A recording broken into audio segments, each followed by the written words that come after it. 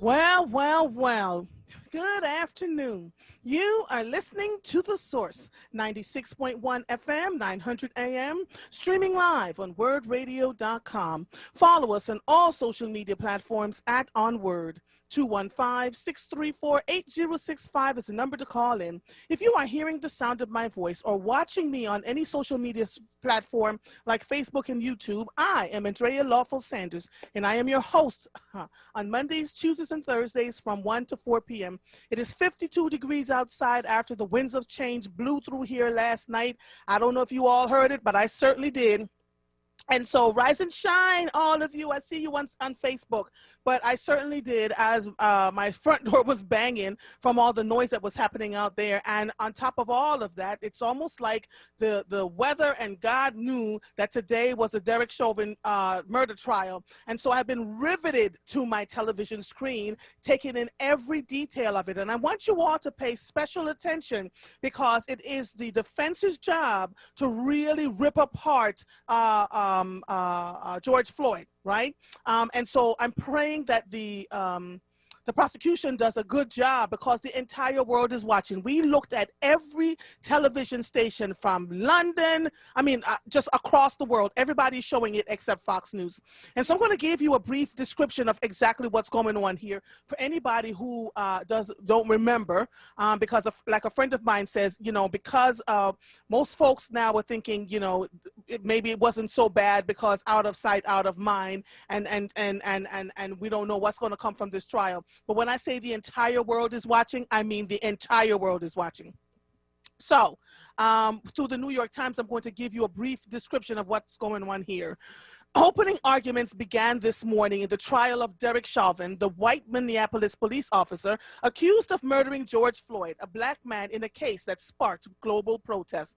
The 14 jurors will be brought into the courtroom around 9:30, which they did, Eastern time, to hear instructions from the judge before opening statements began at 10 a.m. The prosecution will present its opening remarks first, followed by the defense. In the afternoon, the first state witness will take the stand, and that's what I was watching. The first state witness, which was the 911 operator they're like walking through bullet by bullet point what happened and how did Derek Chauvin and his team ended up at that crime scene. And so Mr. Chauvin has been charged with second-degree murder, third-degree murder, and second-degree manslaughter. If convicted of second-degree murder, the most serious charge, sentencing guidelines calls for about 11 to 15 years in prison, though the maximum penalty is up to 40 years. Mr. Chauvin, who knelt on Mr. Floyd's neck for more than 9 minutes, pinning him to the ground, had used similar tactics on others, according to first-hand accounts. Mr. Floyd's family recently settled a lawsuit against Minneapolis over his death for $27 billion. Before he was even arrested last fall, Mr. Chauvin agreed to plead guilty to third-degree murder, but the deal fell apart after it was rejected by the attorney at the time, William P. Barr. The Justice Department has revived its civil rights investigation into Mr. Floyd's killing with a new grand jury, and Minneapolis residents remain at war over policing and allegations of excessive force. The site of Mr. Floyd's death has been transformed into a community gathering space where the authorities are not welcome. Good afternoon to all of you. I have been watching what's going on the trial since it started this morning. I've been riveted to my television screen because the outcome of this trial is going to determine what happens next in this country and the temperature of it. And so before I take my next call, I'm going to let you know all week long I'm going to be following this because it should be going on for about 3 weeks. So every day I'll give you an update from what I can understand. And when they reach a verdict, I don't know what's going to happen, but we're all going to batten down and hope for the best in these United States of America. Before I take my first call, I just wanted to let you know I had to be very quiet about it. Some weeks ago, I was given permission, media passes, through the Philadelphia Sunday Sun to cover the 52nd annual NAACP Image Awards again. This was my second year doing it, and this year was a little different because of COVID-19 restrictions. So instead of flying out to California to cover the awards, we were given media passes and we had press room online. And so starting 2 weeks ago, we were online for hours at a time interviewing people who won their awards early. So like Marseille Martin, Timberland, Swiss Beats, 50 Cents, you know. We got to talk to them and hear where they were coming from and, you know, what drove them to what they were doing. We also talked to Method Man. The show Power on Stars has won quite a few awards, and including the writer, who is a Black woman who worked with 50 Cent. So we got to do all those interviews, which was really great. And then on Saturday, this past Saturday, before it aired live, we were able to do a pre-show, and that was amazing, right? So we were backstage. We talked to Viola Davis, and Lord, it was just so good. And Reggie, the gentleman who played the Duke on Bridgerton, I'm telling you, I saw his face and I fell over. I said, Lord have mercy. So I am grateful. I'm grateful to folks like Catherine Hicks, who gives me the opportunity to have my voice showcased. And as a direct result of doing this, I'm getting phone calls from folks who now want me to do more of this work, right? And so when I tell you, do what you love to do, just do what you love to do. I did write my fashion review this morning too on Facebook, like I normally do. It's called Mother's Fashion Rearview Mirror Reviews. And so moving forward, there's some other things coming down the pike. We'll be talking about that. So as much as I do education and law and what's happening in the city of Philadelphia, I'm actually doing some really great work nationally too, which which is so inspiring. So stay tuned for that. Maurice from North Philly, how are you, sir? What's going on? How you doing? I'm good, sir. How are you? I want to let you know I saw your emails. I couldn't respond because I pulled a 20-hour day from the NAACP Image Awards. I pulled a 20-hour day on Saturday and another 16, 17 hours last night, and I was preparing. So I'll get back to you around those emails, okay? Okay. All right, what's going on, sir? I have two questions and a statement. Mm-hmm. I've been hearing equity on WURD all week, all over the weekend. All the time I hear equity on WURD. And first thing they bring up is the WNBA, the Women's League. And the question I have, that first question I'd like to ask is, out of the four major league sports, hockey, baseball, football, and basketball, the men's league is driven by women. Women support a 35 to 45% women. And my question is, if the WNBA or other women's sports want equity, how come they don't have that 35 to 45% same women that support the four major league sports in equity? So I am not sure if I am understanding you clearly. Are you saying, if I'm hearing you correctly, you're saying, why don't we have 35 to 40% of women on the outside supporting the WNBA? Is that what you're saying to me? If I'm hearing you correctly? Okay. Yeah. You know what? I don't know. So a lot of women don't follow sports. My husband listens to this crazy person in the morning, Angelo. And there's a Black woman that calls in that is an Eagles fan. But I don't hear many women calling in or even supporting sports the way men have. I don't find that to be an excuse. I'm just telling you what I know for certain, right? So I don't know. They do. They follow it. You have 35% to 45% of the major league sports tickets are bought by women. Paraphernalia is bought by women. So that's why I was just wondering, if they want equity, how come they don't chase the same female base as the four major league sports chase? Right. My second question is this. Tyler, I like to ask this question. Tyler Perry, Floyd Mayweather Jr., LeBron James, Tiger Woods are billionaires. What is the difference in the equity among the four? Tiger Woods, LeBron James, Floyd Mayweather Jr., and Tyler Perry. Hey. Well, I would say Tyler Perry is heads and tails above all of them. No. No? Who was it? Floyd Mayweather Jr. Really? See, the reason I brought this up, what I'm trying to show Black America is this. When it comes to Tiger Woods and LeBron James, they are corporate-driven that controls their equity. Right. When you go to Floyd Mayweather and Tyler Perry, they don't fit America's playbook. That's right. They're not supposed to be where they are supposed to be. But the point I'm making is Floyd Mayweather Jr. and Tyler Perry control their own equity. And because they build their own structure in equity, They're able to do what they want to do when they want to do it. Why? Because they are meeting a demand and supply, which is an economic 101. When you are in demand because you want to be seen for what you might do or what might happen. And that's what I'm trying to show the women, or not just women, or women in general. Because there are women that did things in sports, deserve equity. USA Soccer, Serena Williams, Venus Williams, also Clarissa Shields. She deserved equity. And the point I was making, the distinction is, we have to understand how we get equity. And if we don't get equity, we have to build a structure up outside of their structure to create our own equity. And every black person has equity. That's why we were brought here to this country. We have to understand how to build our equity, like Tyler Perry, outside the industry, because Hollywood is against him, and so is Broadway. Because he took something out of nothing and molded it into something. So now he built his own equity. So now he has his own negotiating power, which they're going to pay him. Not what they want to pay him, they're going to pay him. And that's a big distinction. And that's why I think that we're missing, and I hear this conversation every day, all day on WURD, equity and equality, but no one say the business side of how do we attain it and where do we go from there. That's the question I just want to ask for today. Thank you, sir. I appreciate it, and you're absolutely right. We will talk about that a little bit more soon, but you're absolutely right. Thank you so much, sir. All right, before I go to a quick break here, Prince, how are you? I'm doing well. I was expecting you to say I'll take a break and I'll come back on the other side. Oh, no, because I got a call. I have a guest at 1:22, after 1:22, so you got 7 minutes, sir. Let's go. And if you have a question for me, tell me. Let me start writing my papers down now, because you know. Yeah. But let me ask you a question. Because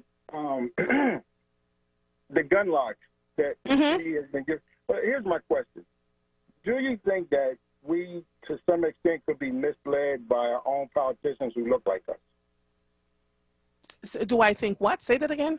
Do you think that in some instances we are misled by our own politicians who look like us? I do. Okay. And the reason why I asked that question as a precursor to the gun locks is that if they gave a law-abiding citizen a gun lock and he put the lock on his gun and somebody robbed his house, you follow me so far, right? And his gun is in the basement. By the time he leaves his bedroom, goes down to his basement, find that little small key, take it off of that gun lock, and the guy's walking out his house with a lamp, when he shoots that guy, it's premeditated murder. And so our own politicians are handing these gun locks out because it's a ploy. Because any law-abiding citizen, if you can go get your gun, then if you already got your gun, it's a reaction. If you go get your gun, it's premeditated. And this is the bad part about these politicians, because they're sheriff or because they are a nonprofit, they're just giving out gun locks, and there's no criminal that I know that puts a lock on a gun. And so it's just kind of misleading to give a gun lock out. I mean, most of the ones I got they work well at Planet Fitness. Put them on the gym locker, you know what I mean? It's a small key, you know what I mean? You can go back to it, you know. But the cost for who's producing a gun lock, why all of a sudden we got hundreds of thousands of gun locks we put in the neighborhoods, and yet the oxymoron behind it that you got more crime. And I just wanted that question is so fundamental, because we do something as small as a gun lock and say, are we being misled? Well, then now start looking at the bigger picture of things or how they're misleading us. They're not telling us the whole story. And the pandemic just helped them move a whole bunch of money without you knowing the benefits or effect of it. And one of the other things, have you noticed that some of the people who are essential workers, who hadn't got paid essential money, have another job, and that job is to make sure that they tell you to put your mask up in a real aggressive way, or go get a mask, or we can't serve you till you get a mask. Like there's so much inhumility when it comes to us in urban neighborhoods that it's ridiculous. And you want to know why African Americans who can afford to leave this city and go to Charlevoix, PA, or Abington, or somewhere where they're going to get the decency and respect that is owed to them, you know, why they don't do it in the city, they go outside the city. I see more African Americans in affluent places outside the city, like Speedway, like Bounce U, like in all these other townships, Bowling, you know, because there's a level of stability that people have for us, but our own people don't have for us in this urban city. You know, and one other thing that I wanted to bring your attention, I talked to you earlier about two things. One, why is the parking authority leaving at 12 o'clock and shutting down the ability to have a hearing after your car has been booted and towed? Is that still happening, Prince? Yes. Okay. Okay. I mean, maybe we can get somebody from the parking authority. Maybe they can explain us. Because here's a fundamental problem. You're leaving, but you've already applied for the PUC money. You've already getting that money so you can hire your workers to work longer hours, and yet you're not available.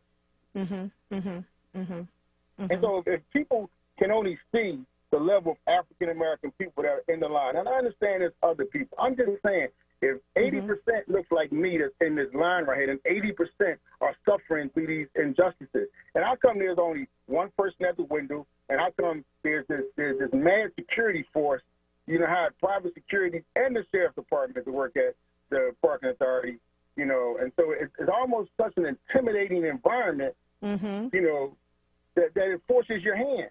Yeah. Makes it martial law. Yeah. Yeah.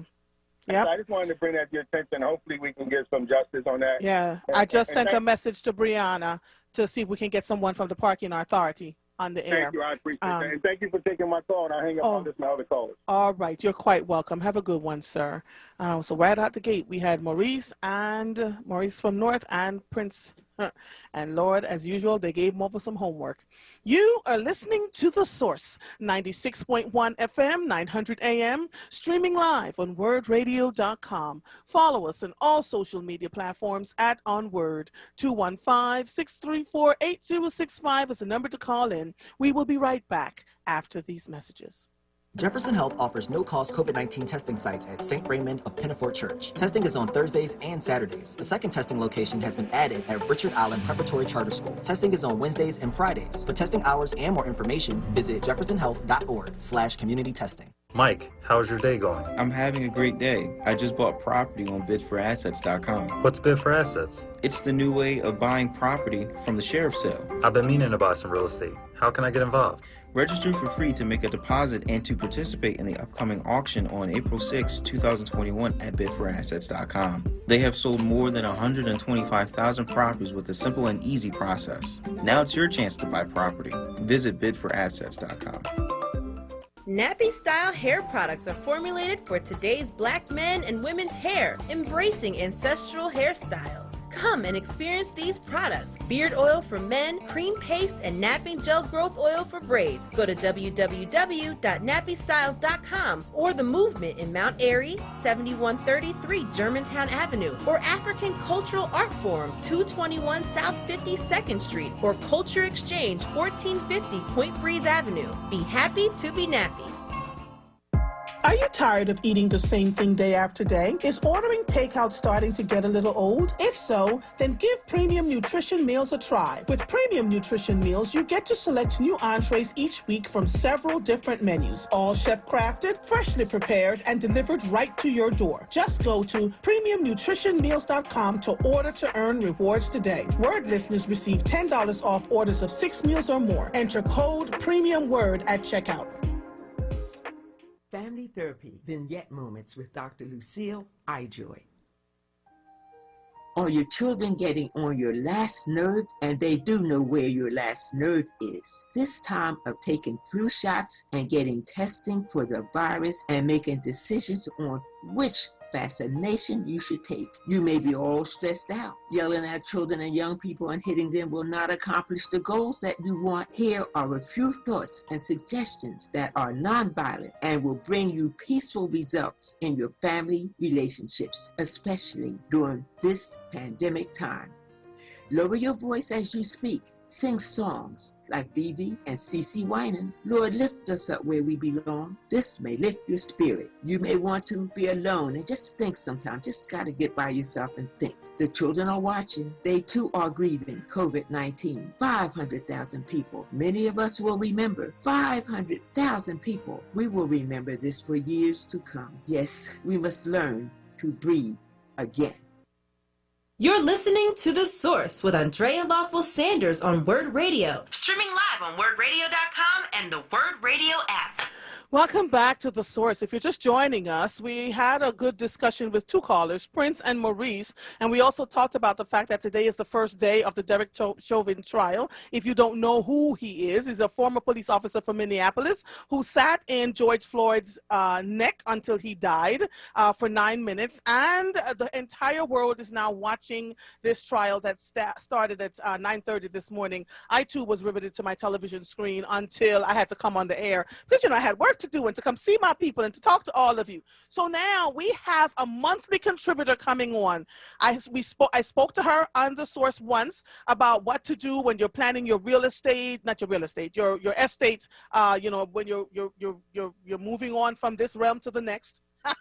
And lots of people let their stuff go off to waste and things like that. So I reached out to Rhonda Anderson, who is a lawyer and a dedicated strategist with over 20 years of nonprofit management, legal and compliance experience. Ms. Anderson has a strong history of exceeding individual and group administrative goals and incorporating best practices for new organizations. As the owner of a legal service consulting firm, she has extensive regulatory and compliance experience concentrating in education, churches, and nonprofit law. So good afternoon, madam. How are you? Hello, how are you? You know, hanging. Hey, venting like the wind, as I like to say.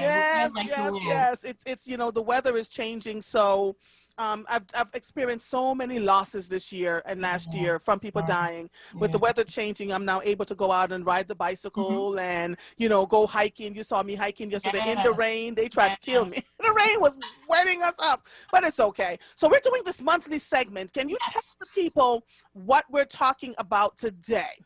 Okay. So first, thank you. This is so long overdue, I think, especially in our community. This past year, and when I do mean this past year, we're probably really at that anniversary stage of us trying to figure out what's happening and what's going on. So what I hope we could talk about is really encouraging the community to talk about an estate plan, right? So what is an estate plan? Just the idea of how do I leave instructions for what is inevitably going to happen?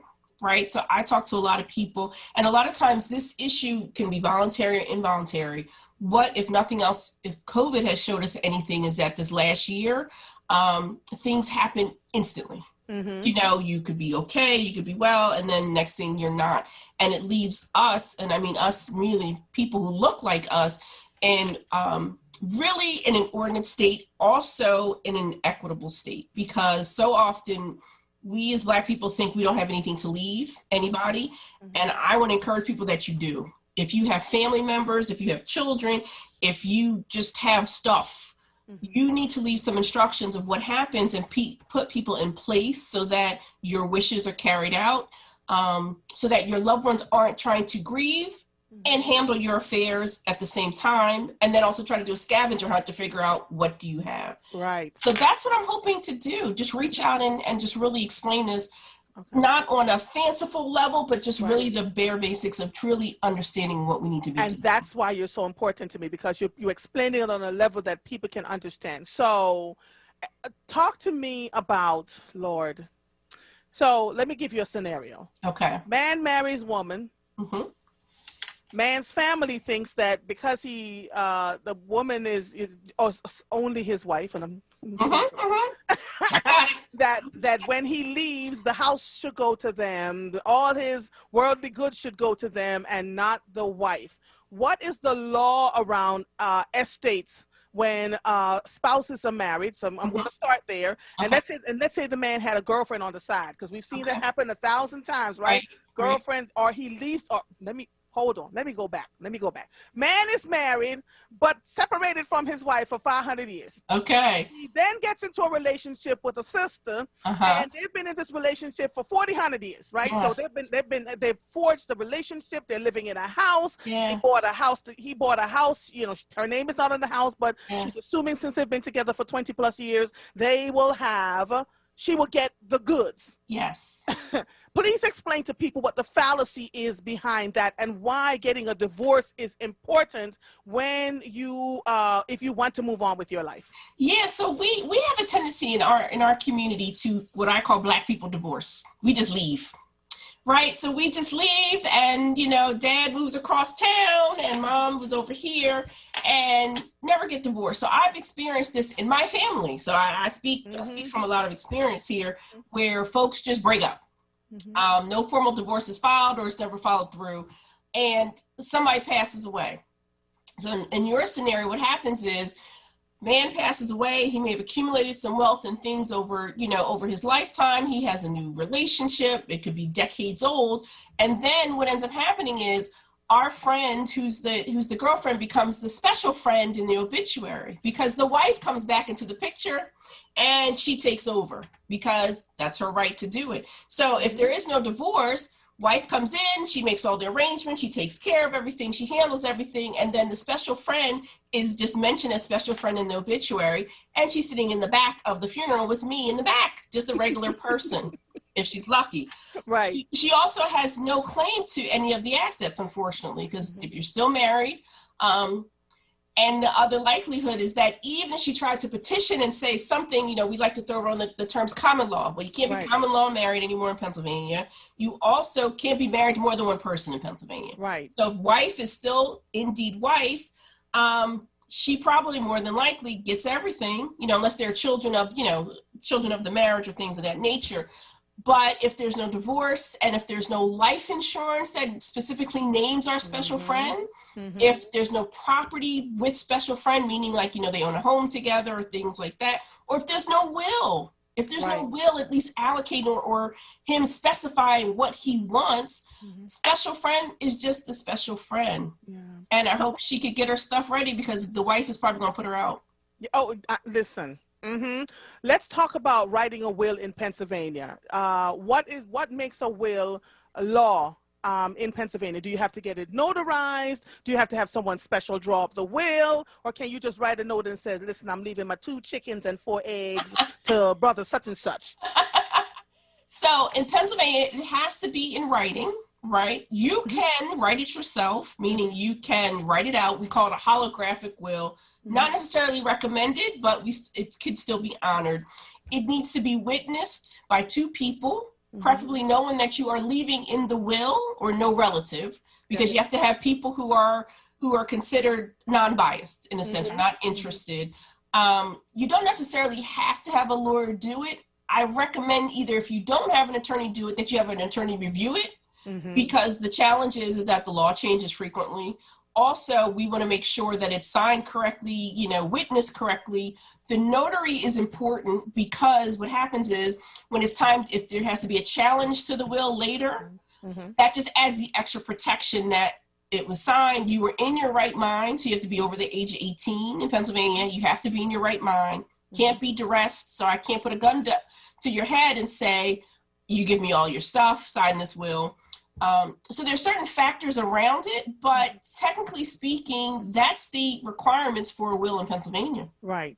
And let's say, for instance, now someone dies in the family and has a will. They've done all of what you have discussed.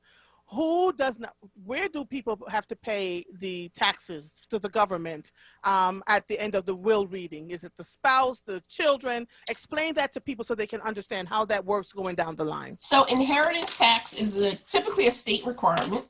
So in Pennsylvania, there is after the will is probated, so that means that the person who's going to be handling your stuff is the executor. That person has to under oath state that they're going to, follow what the law is, handle that. Part of the requirements is inheritance taxes. So a return is filed, and in it, the value of the estate after deduction. So you get to deduct like funeral expenses, legal fees, different things like that, debts of the decedent. Once we get to the net value of the estate, so we get to the net amount, that's where inheritance tax comes in. So in Pennsylvania, spouses and children under the age of 21, there is 0 inheritance taxes. Okay. If you're a child, grandchild, that line, it's 4.5%. Then it's a sliding scale. So then the next is, 12% for other relatives, 15%, let's say if you donate, if you left, you know, a company or something money, or anybody else, a friend. So typically the estate pays that. So before you can distribute anything to anyone, the taxes have to be paid from the estate. So it doesn't necessarily mean that I, as the person, as the recipient, has to pay it. The estate pays it prior to distributing. So the question then comes in, well, Rhonda, what if I don't have anything? Or what if the value of all my stuff is not as much as, you know, what if I owe more? What if I have debt? What if there's a mortgage on my house? Then your estate is called, it's insolvent. So there is no inheritance taxes due. So a lot of times there may be insolvent estates where the return still has to be filed, but there's no tax due because there's no grand asset to tax on. Okay, got it. All right. So this is why I love you, and this is why we're going to be doing this every month, right? Because folks need to know. All right, we still alive. Husband and wife moving along. Wife is feeling like husband is just not being quite upfront about a few things. And they have a house together, and they have all other property, and they've done some investments together. And boom, divorce. How can either side protect themselves, or can't they in Pennsylvania, depending on what the laws are? Because I have seen people who, and I've got great friends who have been through horrific divorces where they thought, you know, everything was going to be everything, and then they ended up losing their whole shirt trying to pay off the other person. So how does divorce work in the state of Pennsylvania? And so, I mean, it depends. You can have situations where, and I think, let's go back, especially as women, I think it's important to know where stuff is. Yep. Right. So you have to ask questions. You have to. So a lot of times we are kept women. Right. So maybe we're just the husband pays. Explain what a kept woman is, please. Because I don't know what that is. A kept woman is you know, it's very interesting. A kept woman is someone who, that's because we're not kept women. So that's why we're like, so kept women are typically women who the husbands pay for everything. They pay all the bills. They take care of all the utilities. They pay everything. And women don't know what is around. They just don't know, right? So traditionally, that's usually the role of the husband. But I would say the challenge is then if there's divorce or death, now you're in the dark. You just don't know. And you've considered a kept woman. So to avoid that, I think you got to ask questions. So you have to ask questions. You got to open mail. You have to know what's going on. You have to know, because a lot of times your own standard of life depends on it. So if you may live in a beautiful home and your husband's paying all the bills, but you don't know that, you know, there's a second and a third mortgage on the property, you don't know that, you know, the bank account is overdrawn, then what ends up happening when he's not there?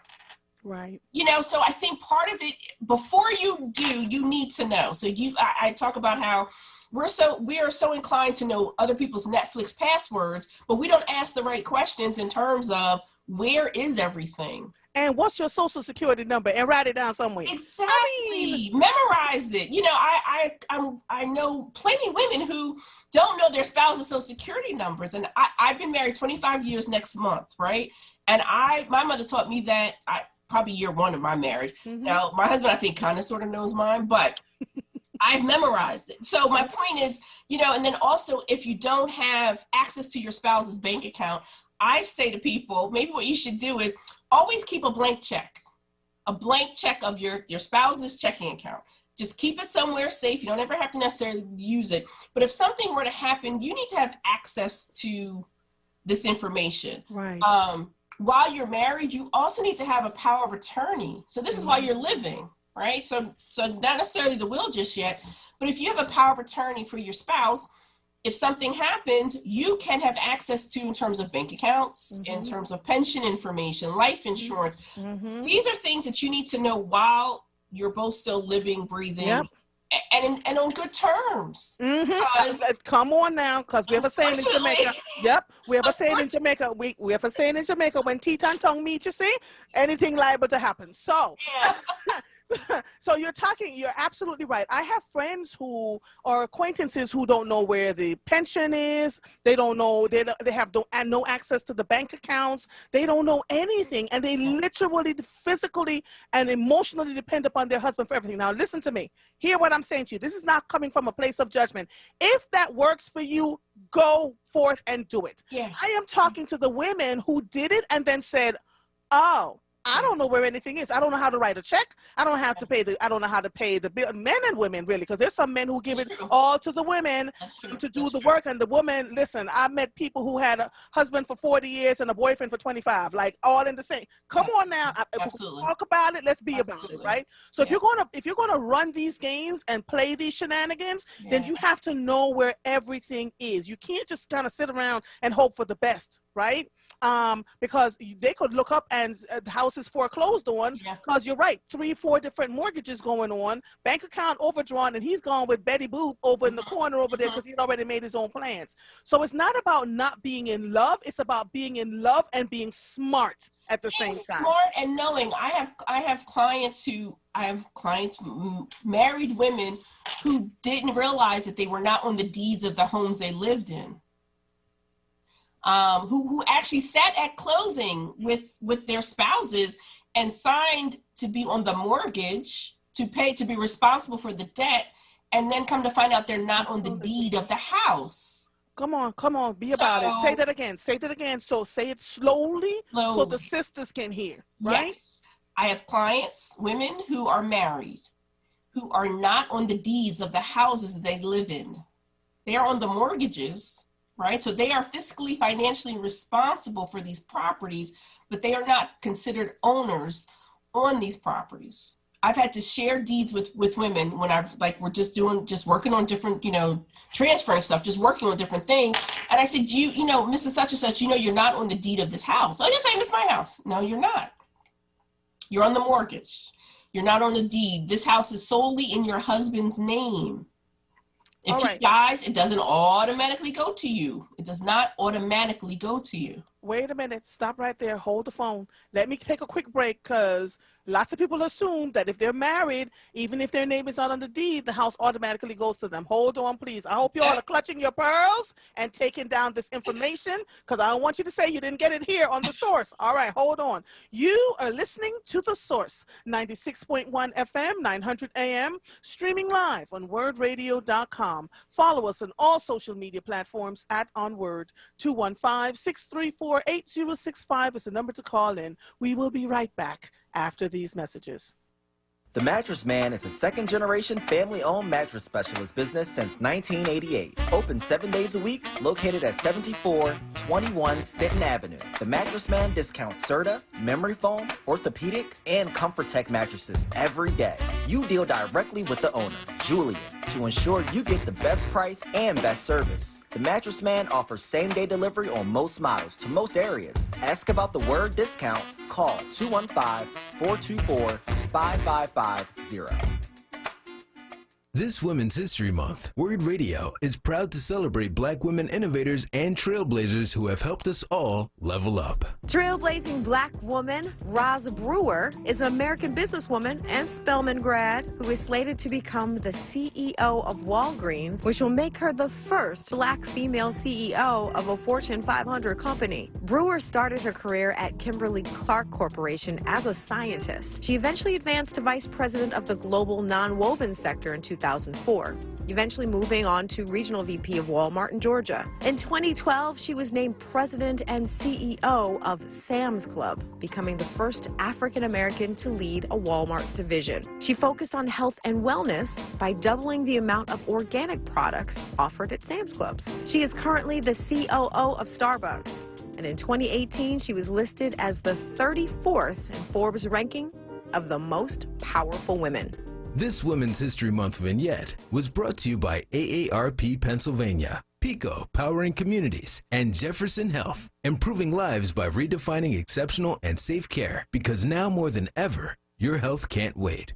Call 1-800-JEFF-NOW today. This is not a fad for us. We will not resume our regular programming when things die down. We're not black to help our bottom line or because it's politically correct. We're not joining a fight. This has been our fight, our message, our people. Black lives have always mattered here. We are Undeniably, indefatigably, unapologetically, permanently Black Talk Media. WURD. You're listening to The Source with Andrea Lawful Sanders on WURD Radio. Streaming live on WURDradio.com and the WURD Radio app. Welcome back to The Source. If you're just joining us, man, this is our brand new monthly segment on Get Your Life Together, Girl. That's not the name of the segment. That's what I'm calling it. By Rhonda Anderson, who is a lawyer and strategist with 20 years of nonprofit management, legal and compliance experience. And if you are just joining us, she is giving us a riveting report on what we can do and what we can't do. So while we were in break, I asked Rhonda if we could do a power of attorney while you're still married and alive. Your answer is? So your answer is yes. You can appoint anyone who is of legal age to be your agent. So if you agree, if the person's in their right mind and they agree and they want you to be their agent, yes, you can do a power of attorney while you are still married. Yeah, my husband and I, between us, have 4 sons, and we already decided who that would be. Correct. Right? We looked at what all 4 of them are doing, how are they managing themselves fiscally, Yes.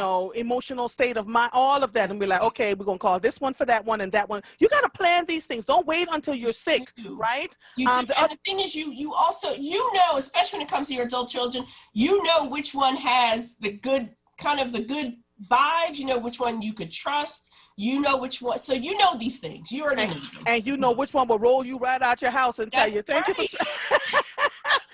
for playing. The house now belongs to me because I have power of attorney. So don't give your precious power of attorney to somebody that you cannot trust. Absolutely. Don't let love get you caught up in it. As Tina Turner says, what has love got to do with this right here?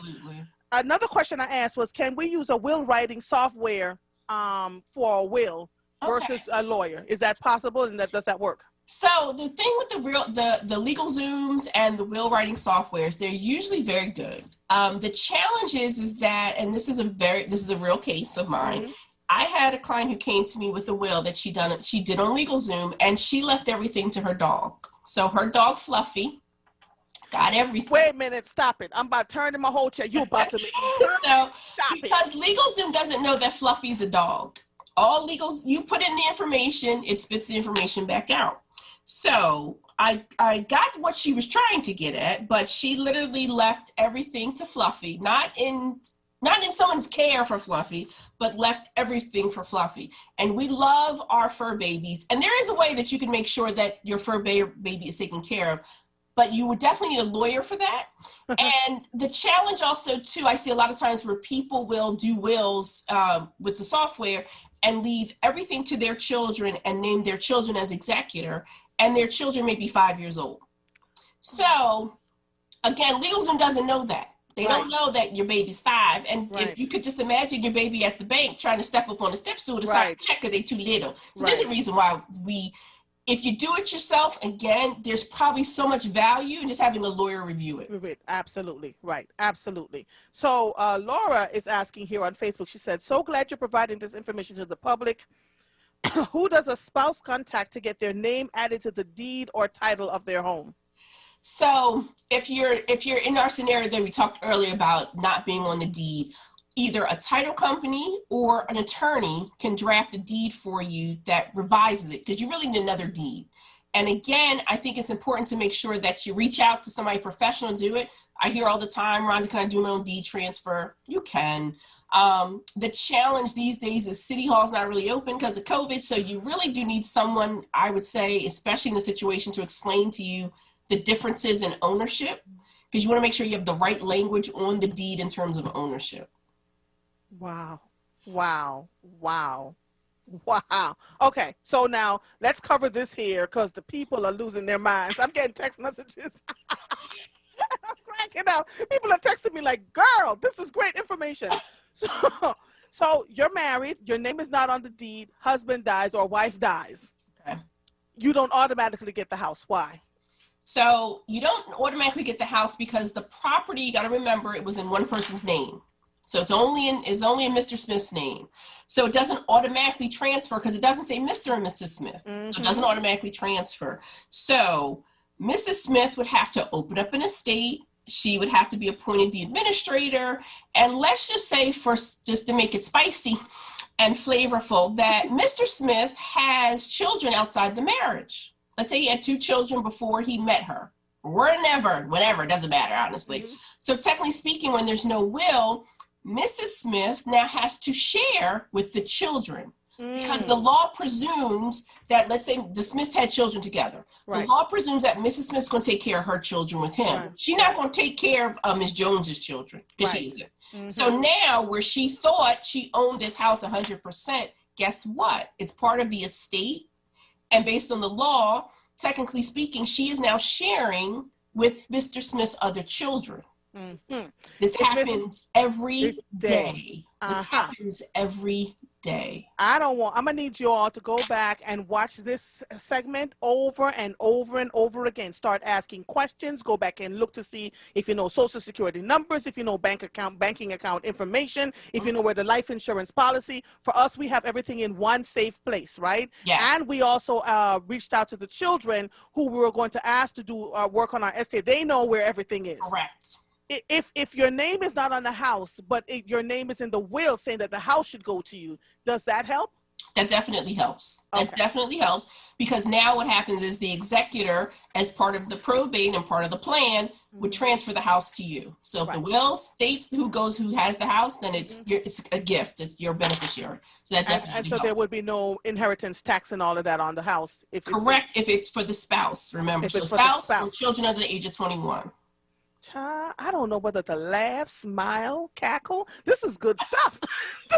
Tell the people how they can reach you, please. Oh, yeah. So I can be reached. My telephone number is 215-874-3893. My website is www.andersonlaw, so it's ANDERSON law, one word, .co, not .com, .co, and all of my contact information is on there as well. Okay, www.andersonlaw. Trust me, your phone is about to ring. Judging by the things that I'm seeing on this. People have texted me like, oh my God, my name is not on the house. Oh my God, I don't know any of these things. Let's fix it. Let's fix it now. Let's fix it now so that your children don't have to fix it. Let's fix it now. Let's fix it now. And you know how you and I ended up having our original conversation was through because my father, he was like, well, I don't need to leave a will and I'm this going to this grandchild. And we were like, yo, it was me. My sisters were cracking up last night. They were like, Andrea had the nerve to tell Daddy that if he didn't get a good will, a will done properly, she was going to let the government take all of it. I did. I told him. I said the government is going to have to come sweep it all away because I'm not going through all of this, and I'm not putting myself into that. And we make sure Mommy is okay if you go before her. But oh, sir, I'm going to need you to spend the coins to get a good lawyer. Okay. Right. My poor father. He has no idea what to do with me. But I'm saying, if you own property. They own property in Jamaica, like you got to make sure, you know, that all those things are taken care of. You don't put something on a piece of paper and say, well, Andrea takes this and Karen does that. And no, sir, that's not how this works in these United States of America. It doesn't. And the thing is, I explain to people, you are leaving instructions. You worked hard for this stuff, right? You worked hard for your home, your car, the 12 cents in the bank account. Don't let the government dictate what happens to it, because it may go to somebody you don't want it to go to. Hello. You may be estranged from your third child and don't want it, or your third child may have a habit that's not a good habit. Yeah. And now what's happened to your legacy? What's happened to your stuff? So it's about leaving instructions. We leave instructions for so many other things while we're here that don't matter. There's instructions on how to wash a particular clothing item. We don't leave instructions on how to handle things in the afterlife, and we can't blame the majority. So if I can be frank, we can't always say that white people have more, but because a lot of times we are our worst enemy in terms of leaving generational legacies. Yes, agreed. There's simple things we can do now to make sure the next generation is taken care of and that the next generation is better than the previous one. They're very simple things we can do. Absolutely. The last thing, and I mean, we have 3 minutes left. My friend Leah Dawes died suddenly. She's 45. She just turned 45.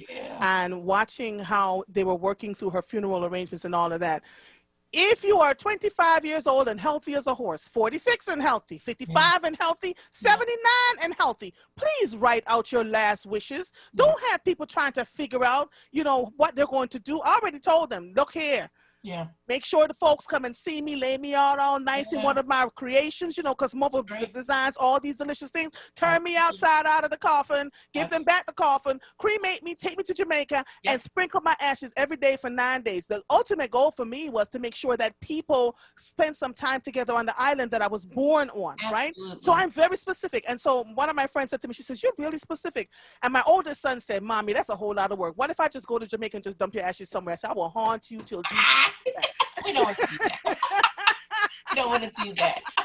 You know, but I tell you all of this in just to say, pay attention. Let people know what your wishes are. Don't sit around and think they're going to figure it out, or don't sit around and think that you're not going to die. We all got to die, right? It's just the timing. It's just the timing. Right. So, Rhonda McCullough Anderson. This was delicious. This is great. Yes. Thank you so much. So you will be the last Monday of every month.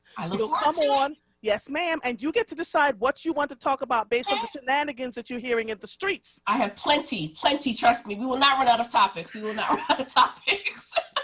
Thank you. So Andrea Manley said, this was amazing. Yep. Thank you so much, my sister. I fully appreciate you. Again, you can reach her at 215-874-3893 or andersonlaw.co, not com, andersonlaw.co. Your phone is about to light up. Have a good one, my sister. You too. Enjoy the day, ma'am. I will. Bye-bye. All righty. Bye-bye. So, you know, we talk about these things all the time, and I just want you all to know that I listened to you. I listened to what you were saying, what you wanted to hear. I read all your comments on Facebook, and then I decide who the guests are going to be. So here we are. You now have someone who will be on every month. Rhonda Anderson Esquire will be on every month, the last Monday of every month. So get your questions together to ask her about what you may need. You are listening to The Source, 96.1 FM, 900 AM, streaming live on WURDradio.com. Follow us on all social media platforms at onWURD. 215-634-8065 is the number to call in. If you are hearing the sound of my voice, I am Andrea Lawful Sanders, and we will be right back after these messages. Okay, Her's new fire potato chips and cheese curls, they are spicy. Whew, they're hottest snacks yet. Hold on. Whew. But you know, it's not just heat. There's some nice sweet and savory stuff going on too. Ooh, there's that heat again. It burns, but it burns so tasty. Ooh, that's hot. Find Her's Fire Snacks at your store today. Whew. Taste the flavor, feel the heat, break out the Her's. WURD Radio, in partnership with the Colorectal Cancer Alliance, Independence Blue Cross Foundation, Penn Medicine, and LabCorp have teamed up to launch Go to Know, a new public health campaign to reduce colorectal cancer in the Black community. Join Nick Taliaferro on Tuesday, March 30th at 5 p.m. for a special conversation with doctors and a colorectal cancer survivor discussing the latest information on how to prevent, treat, and diagnose colorectal cancer. Most importantly, you'll learn how to make sure you and your family members can stay well and live a long and healthy life. Throughout this program, you can request a free, easy, at-home colorectal cancer screening test called a FIT kit that is designed to provide early detection of colorectal cancer, so you'll want to go to know. Join us for the kickoff of Go to Know, Tuesday, March 30th at 5 p.m. on Evening Words with Nick Taliaferro, exclusively on WURD Radio, 96.1 FM and 900 AM WURD. Livelihood. WURD Radio's new initiative, connecting Black Philadelphians with jobs, entrepreneurship resources, small business development information, and financial literacy tools. Learn more at wordworks.com. That's WURDWORKS.com. And stay tuned to WURD Radio, 96.1 FM and 900 AM WURD. It's Women's History Month, and we want to honor Black women authors by helping you level up and read up. Join the forward movement and get a free copy of a book from one of the most influential black women today. For a limited time, you can add The Little Book of Big Lies by Tina Lifford, She Came to Slay by Erica Dunbar, Sing Unburied Sing, a novel by Jesmyn Ward, or Acts of Faith by Jan Van Zant to your reading collection. Level up and read up. Go to wordradio.com/join now to join or renew your Forward membership and get your free book today. In celebration of women, Nina Simone. I'll tell you what freedom is to me. No fear. I mean, really, no fear. If I could have that half of my life, no fear. That's the only way I can describe it. This is WURD Radio. 96.1 FM. And 900 AM WURD. Philadelphia. Independent. Black media. You're listening to The Source with Andrea Lawful Sanders on WURD Radio. Streaming live on WURDradio.com and the WURD Radio app. Welcome back to The Source on this beautiful 52-degree weather day. The time is 1:58 p.m. And if you were just joining us, I had Rhonda Anderson Esquire on for our monthly segment on what to do for Name the Thing Here. We talked about being married and getting divorced and not knowing where all your assets are. We talked about suddenly dying and not having a will. What does that mean? We talk about inheritance taxes. We talked about black people divorce, which is you don't want to be with your spouse anymore, so you just leave and you never get divorced. You go be with someone else. 40 years later, you pass away, and the wife swoops right on in, does the funeral arrangements, and take everything. Excuse me, because legally she can get all of it, right? And so we talked about all those things. And once a month, we will be having this conversation depending on what's going on out in these streets, because folks need to know. We also discussed the fact that you cannot, you do not automatically get a house if your spouse dies and your name is not on the deed.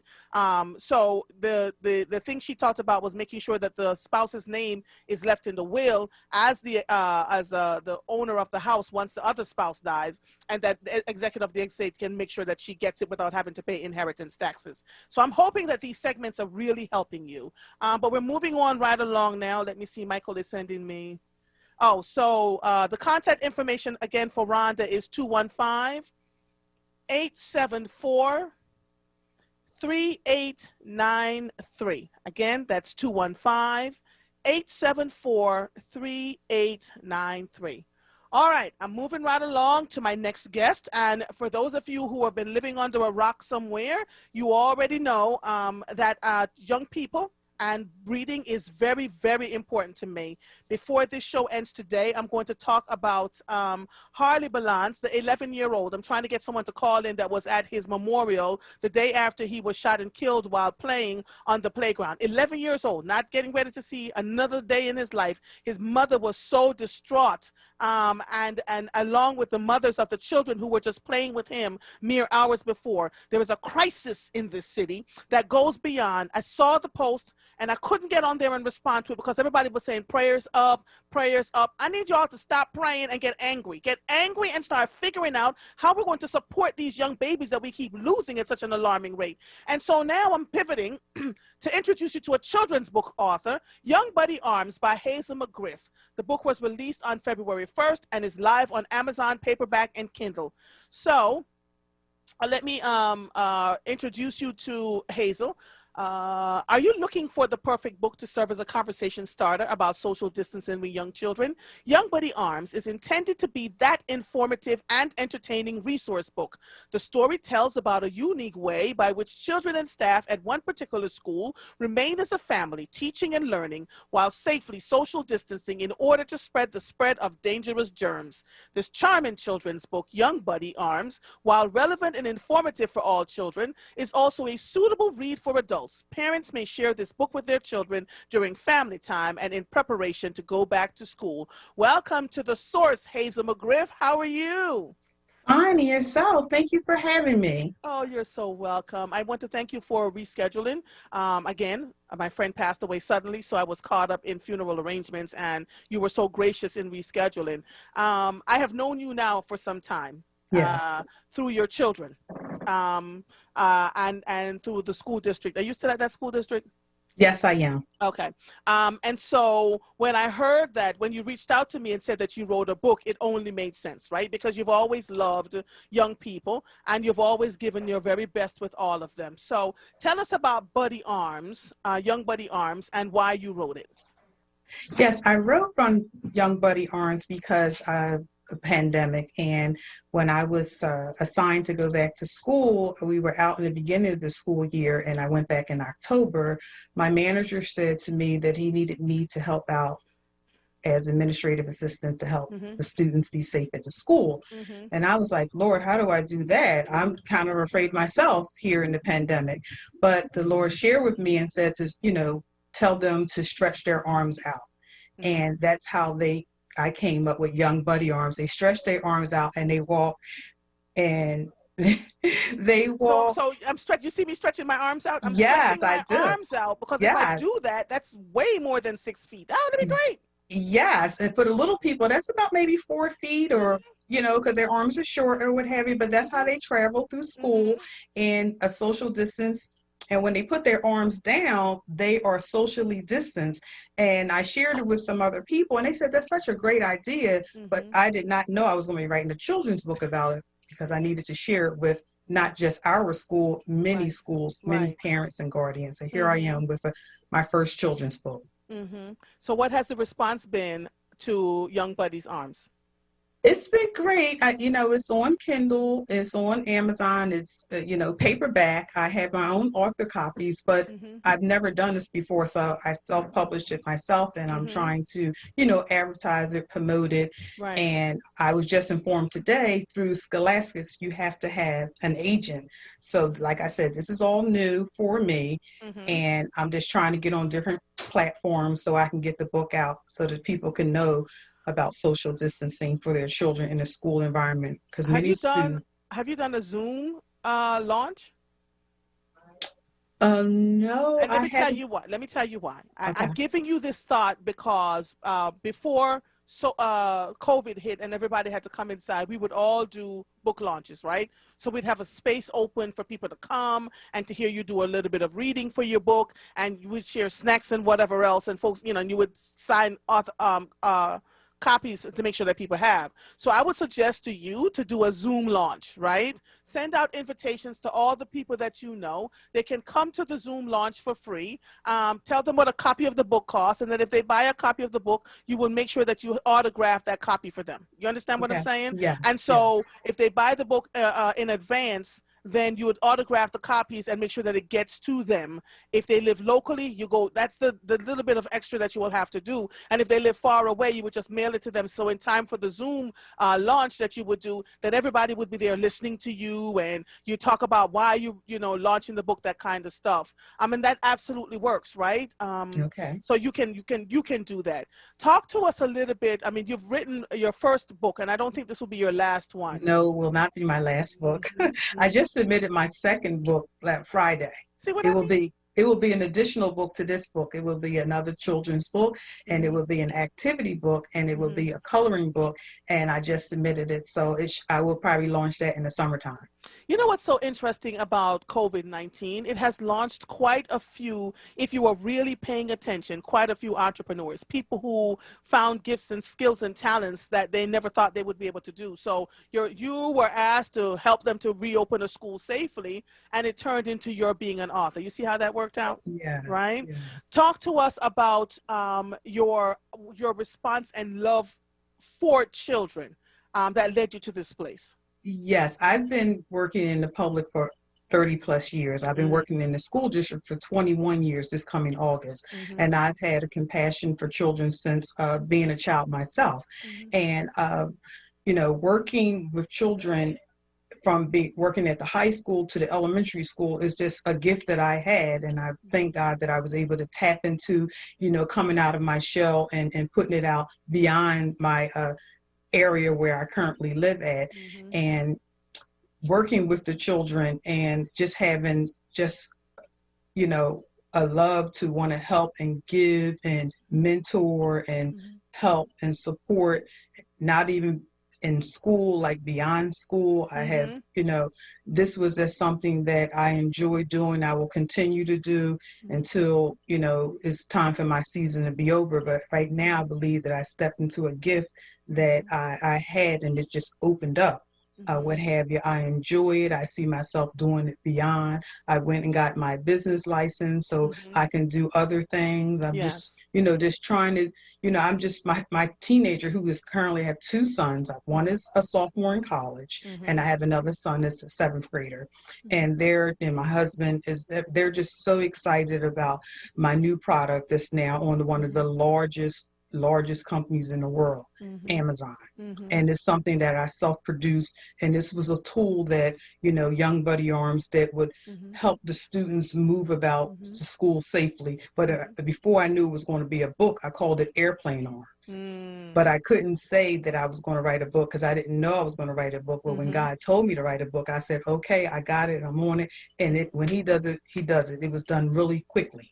Let me ask you this, because here's the other thing that came to my mind. Did you ever think about young children's groups where you can do readings for mothers with young children at home who have school-age children, but they're stay-at-home moms, and you can do readings for them, or reach out to different libraries to do readings of Young Buddy Arms? Have you done that? Yes, I have already donated. I'm glad you said that. I donated my book to two signed copies to the local library where I currently live at. I've donated to the school library where I currently work at. It's going to be donated to all the local elementary schools where I currently live at. And I'm signed up for, but right now they don't have any during the day, because they do have during the day, but I work during the day.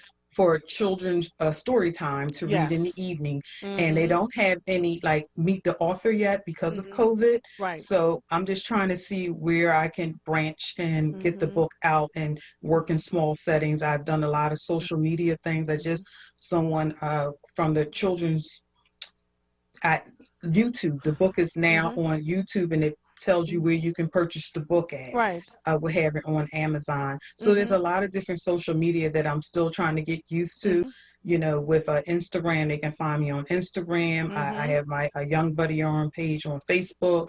I'm going to work on trying to start a website. And with my cousin who helped me with my business license, because I want to, make sure everything is in decency and order and correctly, so that when I go to retire, when that time comes up, my business will continue to soar, because the name of my business is Shine and Soar. So I just told everyone the name of it is called Shine and Soar. All right. So the last question I'm going to ask of you is, how can people find the book? And give me your social media handles.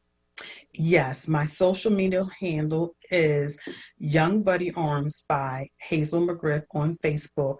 They can find me and follow me on Instagram at Arthur McGriff. That's McGriff. My email address is arthurmcgriff@gmail.com. And those are the 3 ways that they can find me. And I do have my own author copies, and I will next month. I have sent out personal invitations through Facebook and through Evite. I'm having my launch book signing, and that will be in my invitation only, or what have you, because it actually be at my home, because our home has a lot of land. So it will be, and I will teach the children the Young Buddy Arms, and they can purchase the book from me, and they also will have a gift along with that. And it's on Amazon, and it's also paperback for $15, and it's Kindle for $7.99, and it's unlimited. They can watch it on Kindle, and they can purchase. Yes, $7.99. Yes. All right, Hazel McGriff, thank you so much. Keep us posted on what you're doing and where you go from here. Okay. Absolutely. Thank you so much for having me. You have a wonderful day. You too, my sister. Amen. Best of luck with your book. Bye-bye. Thank you. Bye-bye. Bye-bye. So while Ms. McGriff gets off the line, I'm going to take a call here from, wow, hold on. Hazel, don't hang up. Hold on, Hazel. Are you still there? Unmute yourself. Let me take this quickly. Sandra Wilkes, are you there? Yes, I am. I'm here. I yes, just saw your thing. Okay. You say you want to help Hazel? Yes, I do. I actually am a friend of the library in Delaware County, and I'm having a Women's History Month event tomorrow evening from 6:30 to 8. I would love to have her come on as one of my guest speakers. I left a window open, and now I listen to your program, and my window will be filled with her to come in tomorrow and speak about her book. And okay. Are you going to do this on Zoom? Are you going to do this on Zoom? It's going to be on Zoom tomorrow evening. This is my 18th year for doing a Women's History Month event there at the library. See that, Hazel? Did you see Amen. Look at God is so good. Amen. How can she reach you, Miss Wilkes? Okay, she can call 215-908-9640, and I can show her how to do some additional things to get the book out and be able to market the book. Can she repeat that number again, please? It's 215. Okay. 908. 908-9640. Okay. See how God works? See yes. how God works? That's how these things work. Thank you so much. Have a good one. Thank you, Miss Wilkes. Have a good one. Bye-bye. You're welcome. And she will call me. All right. Thank you so much. She can call me. You're welcome, madam. All right. Bye-bye. Bye, Hazel. Okay, I'm so glad this worked out for you. Bye-bye, honey. Yes. Thank you. All right. Bye-bye. Bye. All right. Maurice, are you there? I'll write down that phone number in case I want to bring my book out. Look, let me tell you something, Mother. Yes, darling. The content and the skill of your two last guests, I'm writing notes.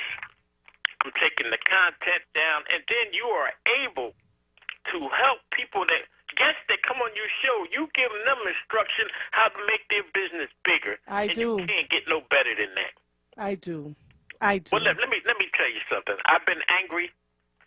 You just made me unangry, but I'm still have the anger. I'm the one that's angry about the two children. Yes. See, I went on the radio this morning with the host in the morning. I asked him. I said, you know what we need to do. You know what? I don't know if I can say this, but I want to say it. I got a BS answer.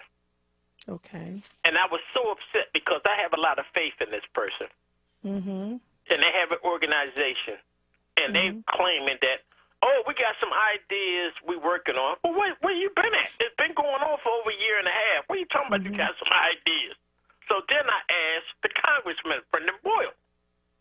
I said, Mr. Boyle, if those two children were white, what do you think would be the difference? He gave me a BS answer.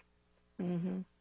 See, we all know if white people were dropping like flies, the city would be under curfew.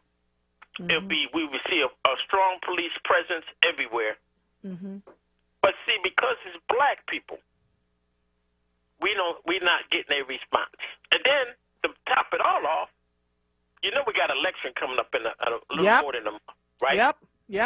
They're trying to blame everything on Larry Krasner.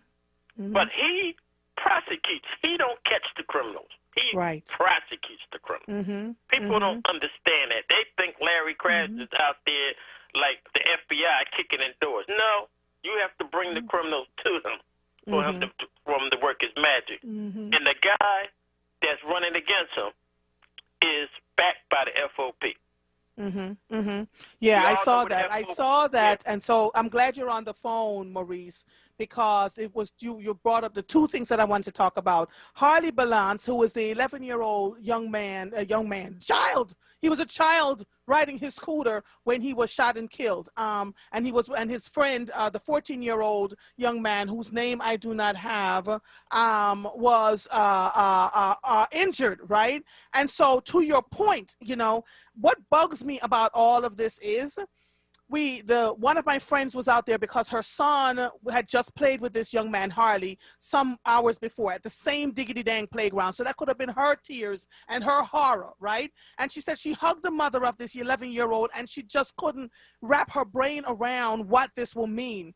And so just like you, Maurice, I am sitting here going, what the Sam Hill? How many more prayers up are we going to throw up? How many more we got plans coming? Why, if there's no better plan than showing up in the moment. And I'm not casting aspersions against anyone, right? Because I'm putting my money where my mouth is. These children's lives mean something, and they must mean something to us beyond getting a funding to show up to run a program, to have a bunch of conversations that are leading absolutely nowhere.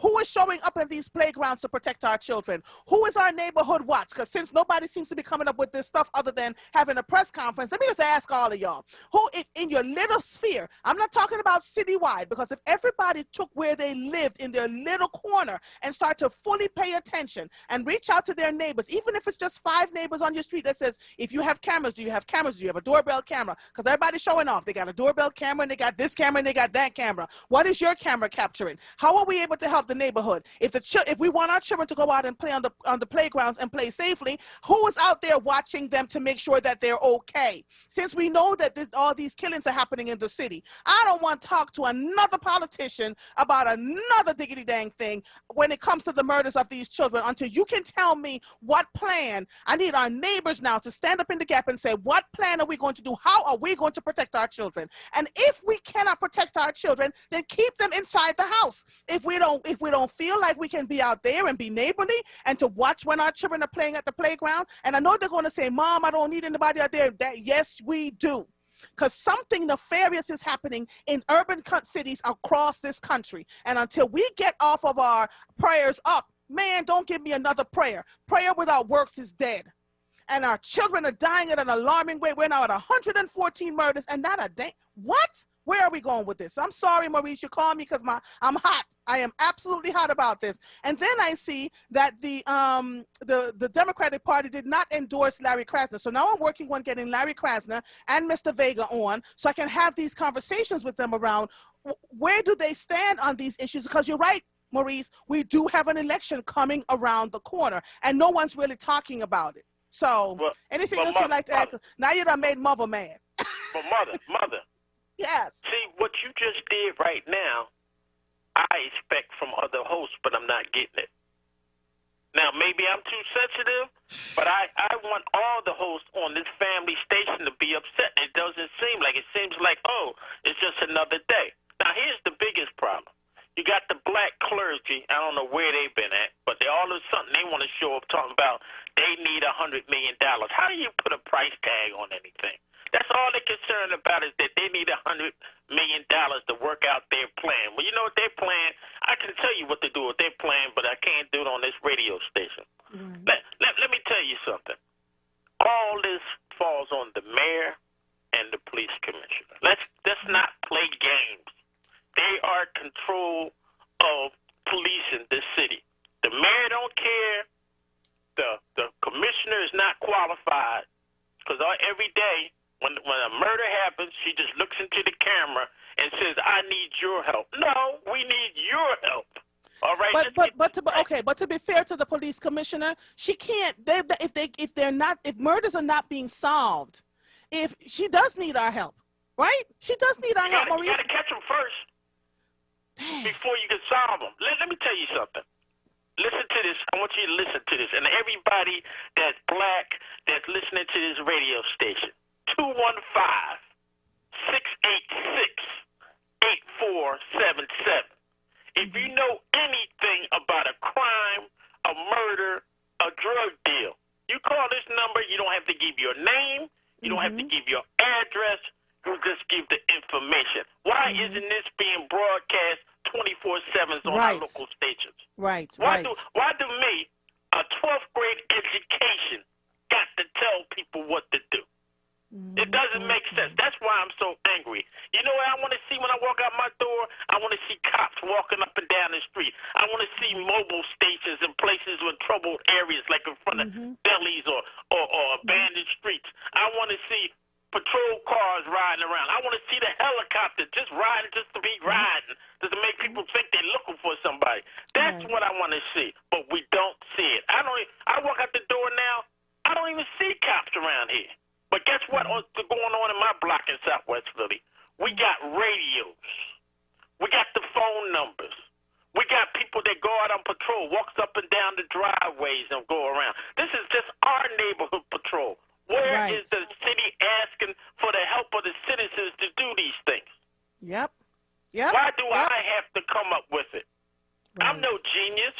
I'm no brainiac. I'm just a citizen. Yep. And I'm black.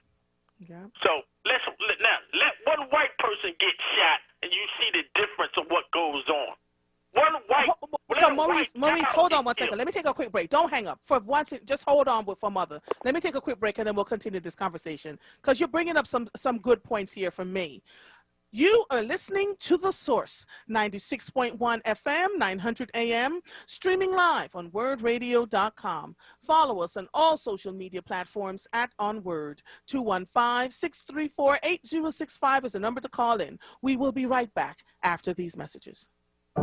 At Bank of America, we believe in the power of collaboration to create jobs and fuel economic opportunity. That's why we're working with local organizations to help people get the skills they need and build a growing pipeline of talent. I'm Jim Dever, Bank of America Greater Philadelphia Market President. Our partnership with Philadelphia Youth Network is just one way we're taking action to help more members of our community. What would you like the power to do? Bank of America N.A., member FDIC, equal credit opportunity lender. Want the latest in WURD swag? Check out the shop tab on WURDradio.com. Hoodies, tees, and more in a variety of colors. The shop tab on WURDradio.com. Show the world that you're all about black. Talk Media.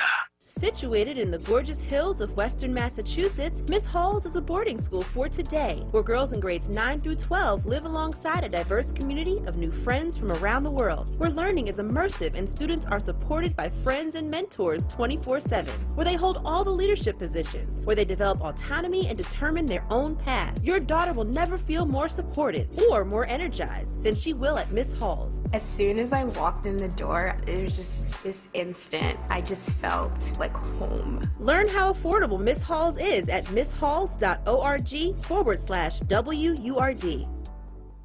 Nappy style hair products are formulated for today's black men and women's hair, embracing ancestral hairstyles. Come and experience these products: beard oil for men, cream paste, and napping gel growth oil for braids. Go to www.nappystyles.com or The Movement in Mount Airy, 7133 Germantown Avenue, or African Cultural Art Forum, 221 South 52nd Street, or Culture Exchange, 1450 Point Breeze Avenue. Be happy to be nappy.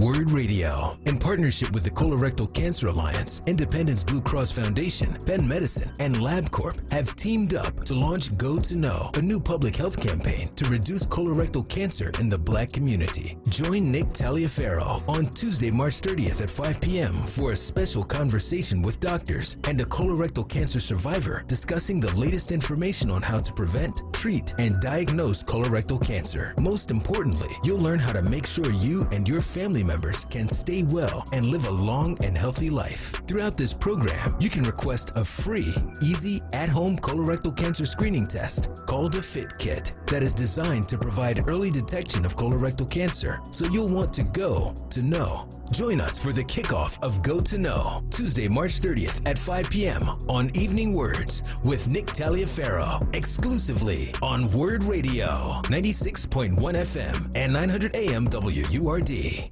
You're listening to The Source with Andrea Lawful Sanders on WURD Radio. Streaming live on WURDradio.com and the WURD Radio app. Welcome back to The Source. If you're just joining us, I have Maurice from Southwest on talking about the killing of the young man, Mr. Harlins, I keep calling him man, the child, the 11-year-old child that was shot and killed while playing on the playground, and his 14-year-old friend who was seriously injured.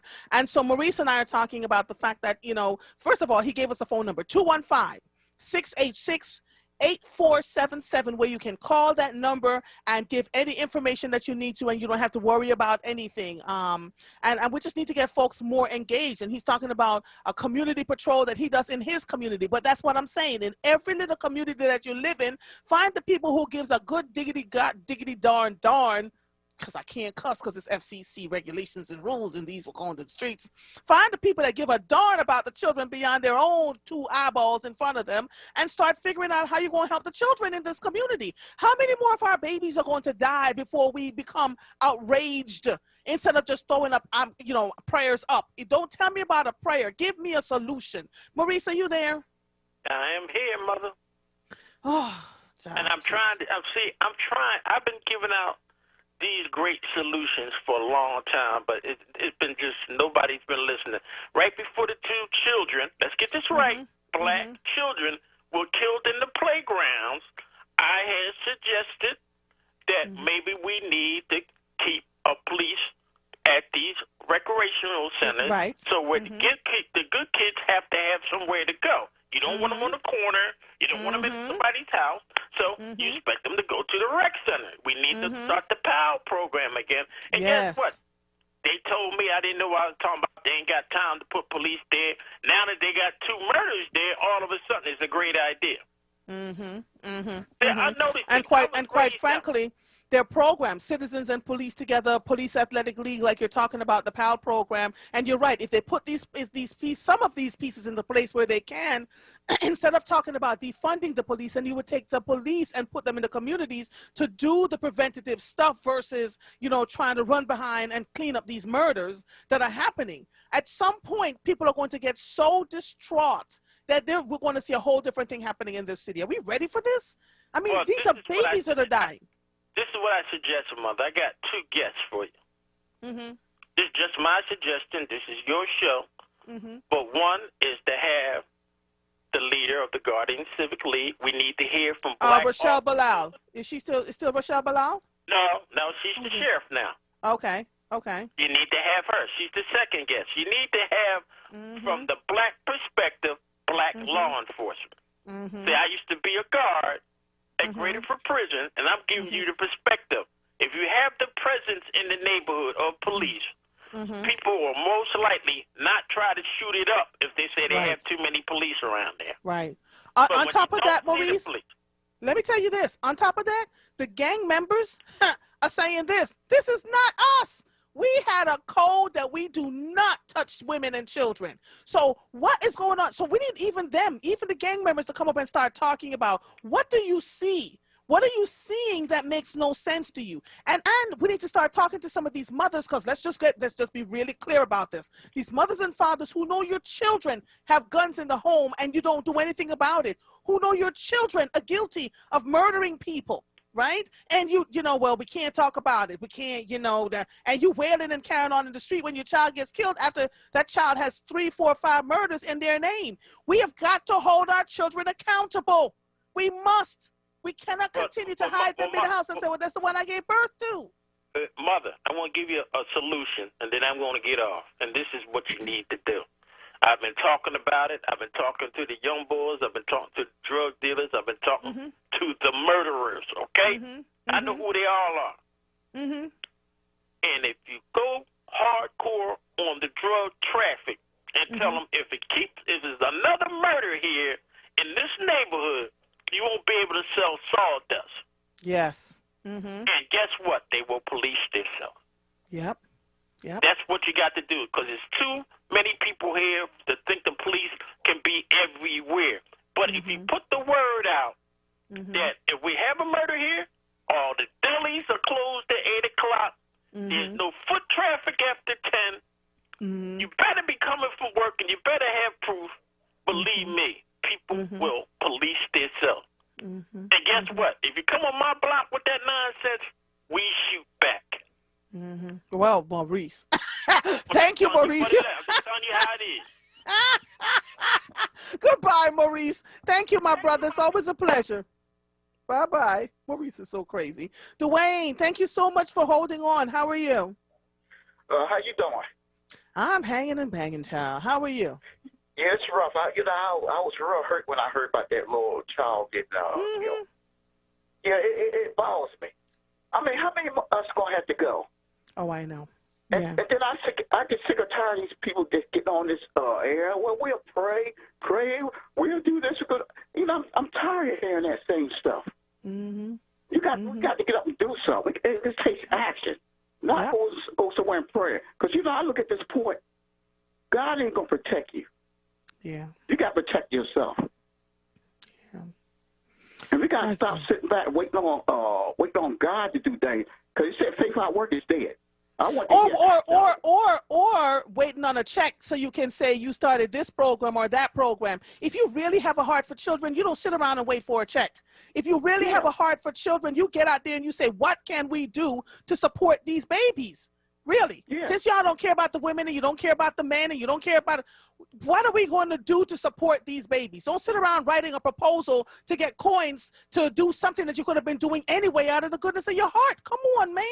And that's why people don't believe in the things that we're doing, because it's there was always some money attached to it. If you care about children, and I'm speaking from doing this for years, for decades, before you all even knew who Andrea Lawful Sanders was. For decades in the background, helping children, hundreds of them, not a penny came to my hands. Do you understand what I'm saying? But this was the life of children we're talking about. Life of children.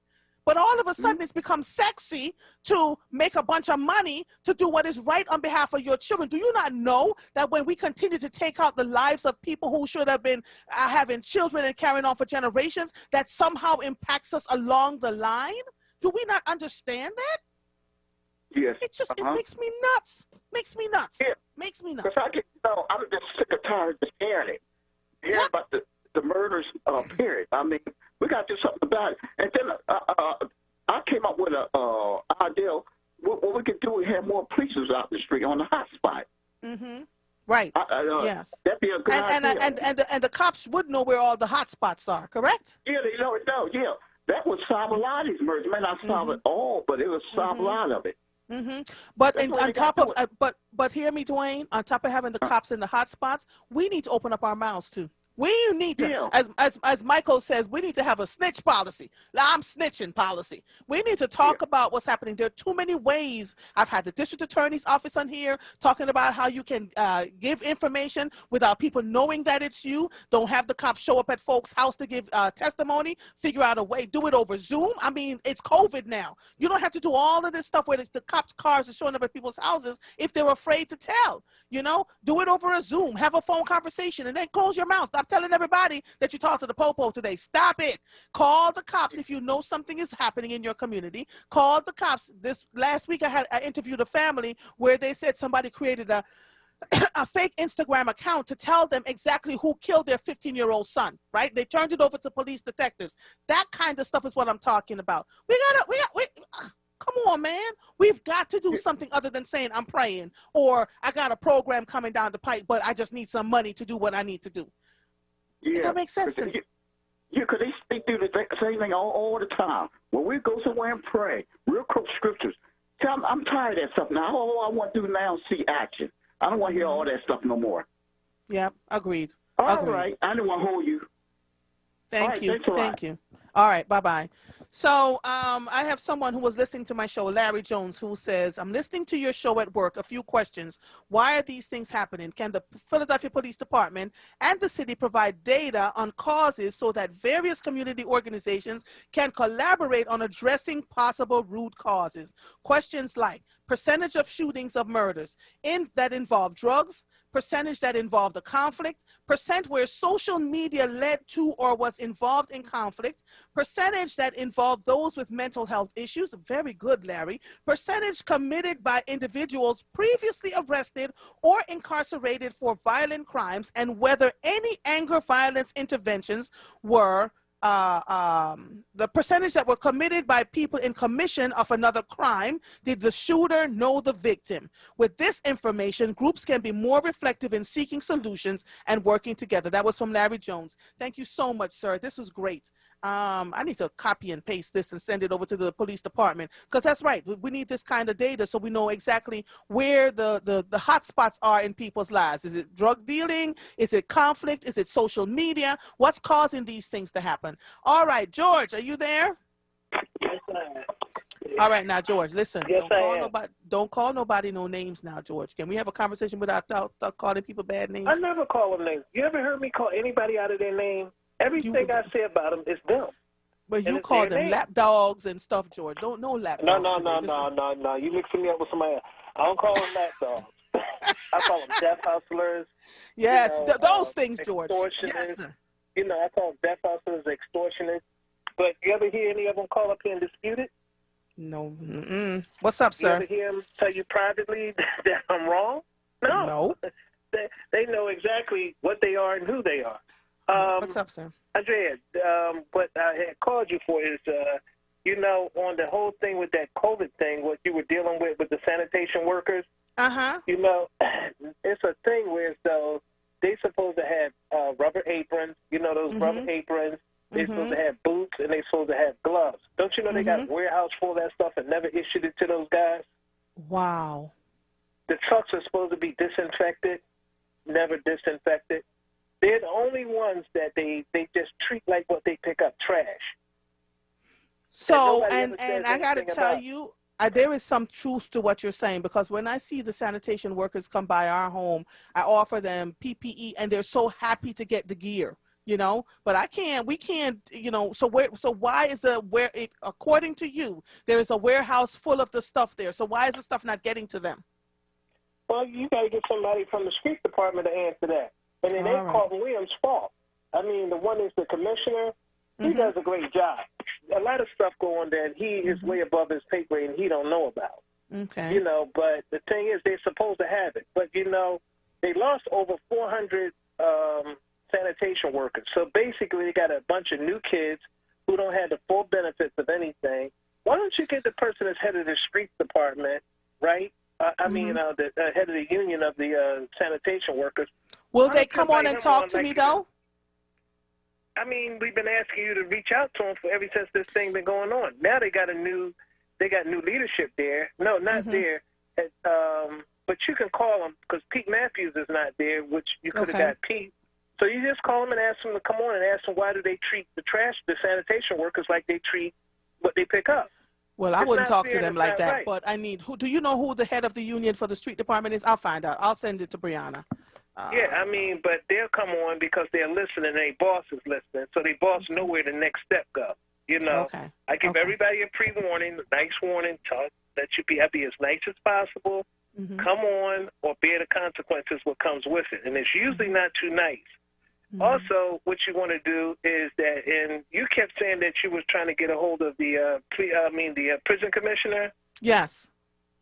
Why was it so hard? I mean, did you talk directly to anybody in her office? We through emails. I did it, and Brianna did it. And they said, "Well, they'll get back to me." Telephone. Man, nobody answered the phone, George. Do you think they're not answering the phone? Okay. We called the number first, and then we send our emails. One of the things that I mean, I believe what you're saying, but Blanche usually don't duck stuff. You know. All right, so can you tell Blanche, since you seem to know Blanche, can you tell her I'd like to talk? Can you tell her Martha would like to talk to her, please? Because I don't treat the guests horribly. I let them come on. I ask the questions, and if she can answer these questions for me, I am happy to talk to her. So, Miss Blanche, if you're listening, because according to George, you're listening. If you're listening, Martha would like to talk to you, please and thank you. So, I've got a couple of questions around how the prison system is working. You know, what's happening with the guards, what's going on with COVID-19. I need all those updates. I'm telling you now, with George on the phone. Right, I can tell you what, it's a whole lot of them been fired. I mean, a lot of prison guards have lost their job, you know, because of lack of chain of command of doing what you're supposed to do. She's the type, she protects her work as long as they do their job. You don't do your job, you're gone. It ain't no question. Okay, because George, you clearly know her, so can you get her on my show, please? Can you get on my show? Listen. These people listen just like their job is to listen, okay? They listen to you because they want to know what's going on. Just like the man listens, he loves it. He loves it. He loves when they get chewed out. Saves them the problem and the trouble of doing it. You know, but he got his flunkies that can't come on and say nothing. People, his lackeys, his people. They you know what? I am going to invite the mayor. And I mean, all he can tell me is no. But I'm going to invite the mayor of the city to come on to this show. I have had several conversations with him before the whole craziness happened with the COVID-19 and with the 21-year-old, 22-year-old, the fiasco over there. And up until that point, he and I, he's the mayor of the city. I've always respected what he's done over there. I was pissed. I was so angry about that whole episode though with the COVID. I was like, sir, we gotta get better at this, but. It's that you got to understand Kenny. Kenny was a real down-to-earth guy. He believes that you're supposed to do everything. He always say, if they don't care nothing about their own people, what do you think they care about me? Right. If they just throw their own people under the bus, what you think they'll do to me? Right. So he always makes sure that I see my people selling out our people. I mean, it's just the way it is. And yeah, we got to get better at this, George. We have to, because that is how people have been able to infiltrate and do what needs to happen to us. I got to go on break, and I've got like 4 other callers before I got to think. But it's always great talking to you. You gonna call me tomorrow with more stuff? And can you get Blanche on for me, please? She listening. I'll see All what right. she say. All right. Okay. Well, if Miss Blanche is listening, y'all email my producer, please. B Brown, that's BBROWN at WURDradio.com. Let me say that again. B Brown, that's Brianna. BBROWN at WURDradio.com. That's WURDradio.com. Thank you, George. Love you, man. Now you're going to have a bunch of weirdos email. No, Brianna knows how to filter them out. She's good. Love you, honey. Good. Talk to you soon, okay? Bye-bye. All right, bye-bye. Bye-bye. All right, I know there's others on here. Just give me a second. Let me take a quick station break, and then we'll be back to get each and every one of you, all right? You are listening to The Source, 96.1 FM, 900 AM, streaming live on WURDradio.com. Follow us on all social media platforms at onWURD. 215-634-8065 is the number to call in. If you are hearing the sound of my voice, I am Andrea Lawful Sanders, and we will be right back after these messages.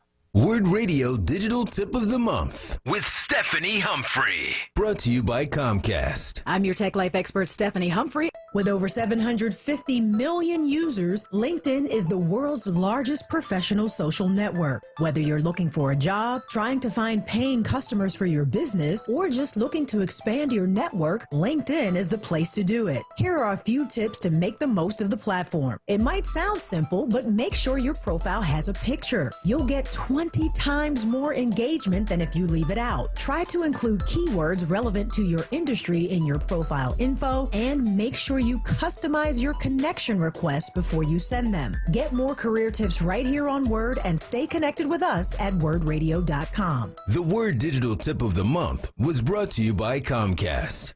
Olaniyan Adefume, author of the Book of Questions, needs your help. He is seeking out responses for an updated version of the Book of Questions Series 2. The topics of the book cover issues of religion, race, sex, economics, politics, and health. One example would be, what do you think of the Capitol riot of January 6, 2021? For more information, reach out to him directly at 215-678-3830 or email him at oadefumi@yahoo.com.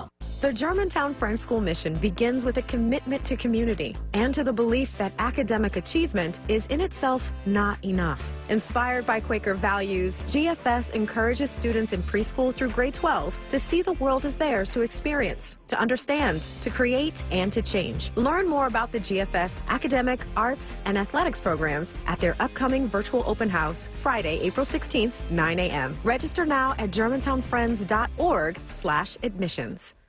WURD Radio celebrates Women's History Month with the 2021 Level Up Contest. This year, we're highlighting Black women-owned businesses who are making a difference in their communities. A big thanks to all of our nominees for joining us on this journey. We had an overwhelming response with almost 100 nominations. Tune in to Save Space with Sincerely Sarita on March 31st at 7 p.m. for a live on-air Level Up pitch party, where the 10 Philly finalists will compete to win a marketing package valued at over $5,000. Level Up is a joint production of WURD Radio in Philadelphia, WVON in Chicago, and KJLH in Los Angeles. 3 Black-owned radio stations who are joining forces to spotlight Black women-owned businesses in Philly, Chicago, and Los Angeles. Don't forget, join us March 31st at 7 p.m. for the 2021 Level Up Pitch Party, hosted by Sincerely Sarita, where local Black women entrepreneurs will pitch their businesses to a panel of judges. Visit WURDradio.com and click on the Level Up banner for more information. The 2021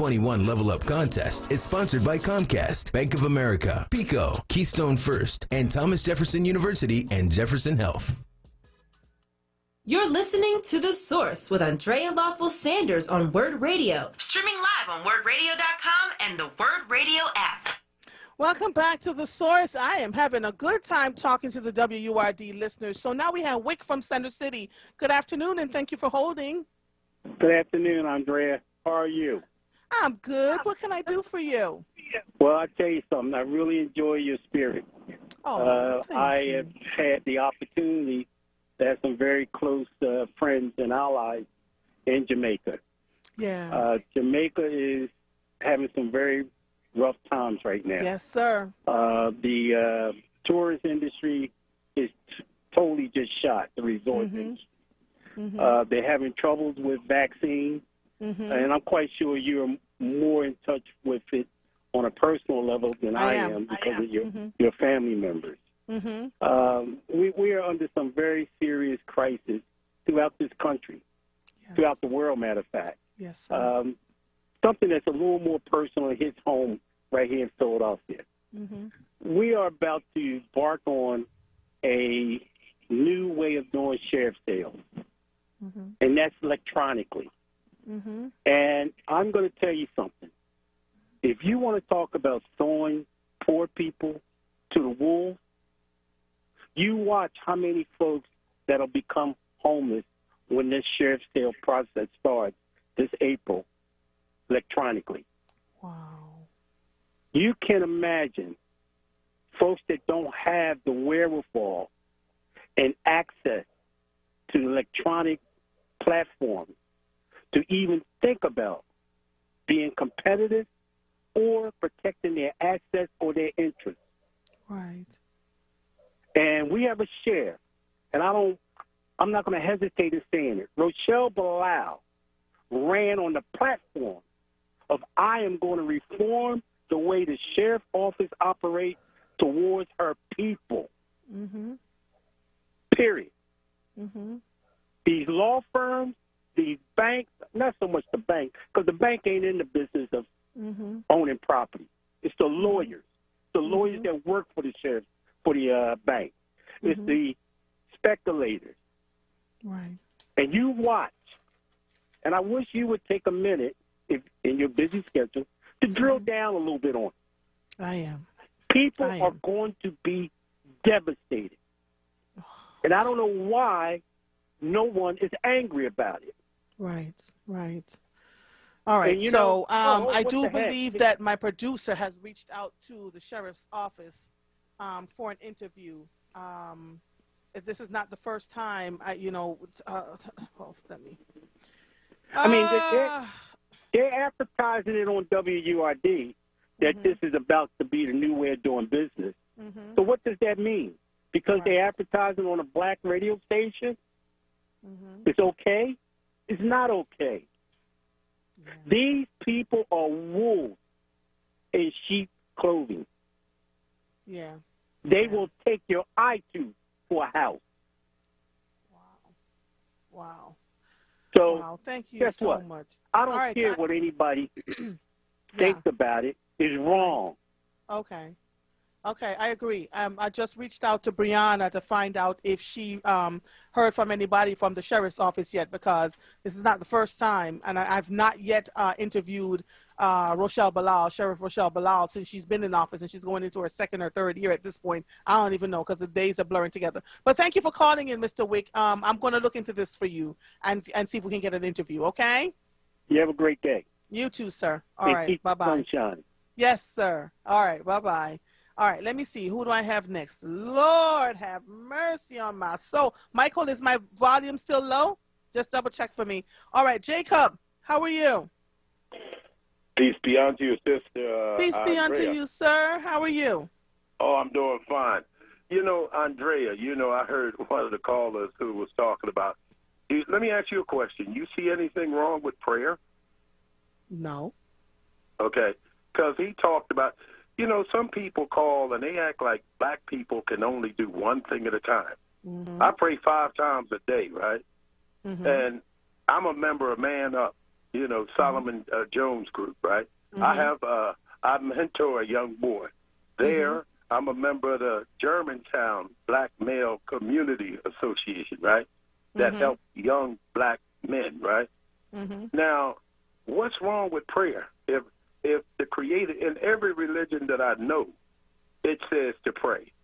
Okay, now, so I agree with you, Jacob, that we should pray. But what annoys me are the people that are praying and then that's it. It's become so passé to say I am praying and then they do absolutely nothing else.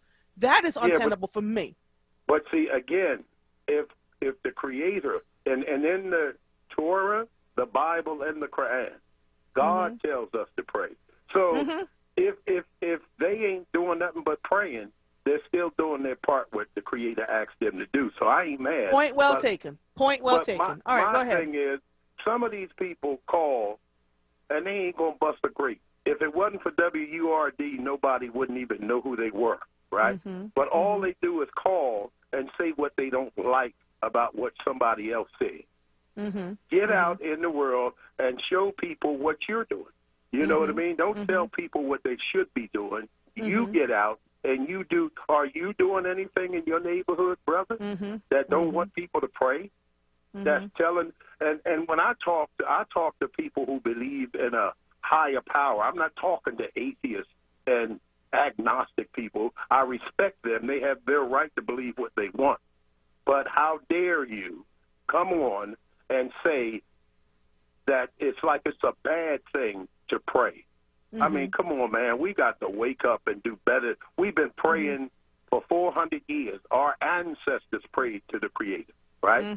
Even all of what they was going through. Now, we done come to a time where we can just throw prayer away and do what? Because you can't do nothing on your own. Me or you don't even know if we're going to see sunrise tomorrow. Matter of fact, we don't know if we're going to see sunset, right? So how much power we got? Right. My thing is, we can do, black people can do more than one thing at a time, and everybody get in where you fit in and stop downing other people for what you think they should or should not be doing. Get your butt up and do something. Thank you, Andrea. Thank you, my brother. Have a good one. Peace be unto you. All right, Sultan, are you there? Hello? Mike, is Sultan going? Yes, Sister Andrea, this is Sultan Ahmed. How are you? How are you? I'm good. Good show as always.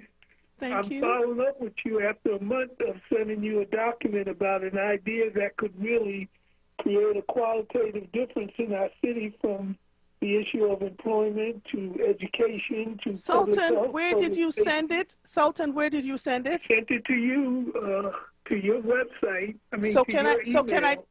Can I tell you that if I get it, you replied to me. I replied to you. And how long ago can you resend it to me, please? I've had a lot going on, so please forgive me. I sent it to you. Yeah, please forgive me. I had someone drop dead. I've got all kinds of other things going on, and so it may have slipped through the cracks. So resend it to me, please, so I can take a look at it and get back to you. Please. Yes, ma'am. Okay, it's a $600 million social impact bond. I do vaguely remember that. Thank you so much. I'll send it to me again and I'll look at it, because I get a ton of emails a day, so I don't want to have to try to find it. Just resend it to me, please. Can we do that? I'll send it to you again. But meanwhile, let me just make a point before I go. I think that the issues that we're dealing with are all issues that we can find growth out of it. But I think that we have to stop majoring in the minor issues, stop taking the past for the present, and create some opportunity to get our young folks in a discussion with us about the kind of conditions that they're dealing with every day that will also lead to some real positive direction of change. And I think if we work hard, as we've done over the past years, and begin to value our victories and not major in all of our shortcomings, I think we'll find a place of growth and development in this city. So I look forward to hearing back from you, my sister, and as I said, always a good job. Thank you, sir. Have a good one, okay? All right, bye-bye. You are listening to The Source, 96.1 FM, 900 AM, streaming live on WURDradio.com. Follow us on all social media platforms at onWURD. 215-634-8065 is the number to call in. We will be right back after these messages. You probably heard it before, but one of the best ways to stay safe from COVID is by avoiding crowds. That's better. Also, when you're out in public, make sure you stay 6 feet away from strangers or people you don't live with. It's okay to say, "Can I have some space, please?" Well, it's going to be a beautiful sunny day today, and we can expect much. If you're gonna have a get-together with friends and family, have it outside. And remember to keep those 6 feet of social distance. And last but not least, wear a mask that covers your nose and mouth with no gaps. They slow the spread of COVID or new forms of the virus called variants. And make sure you get your vaccine when it's your turn. We're all out here trying our best, and it's making a difference. We just gotta keep it up. We can do this. To learn more about slowing the spread, visit cdc.gov/coronavirus. Brought to you by the U.S. Department of Health and Human Services. This Word Wellness vignette is brought to you by Keystone Plus. Word Radio presents the following wellness tip to support our listeners with mindfulness and motivation as we continue to navigate the pandemic together.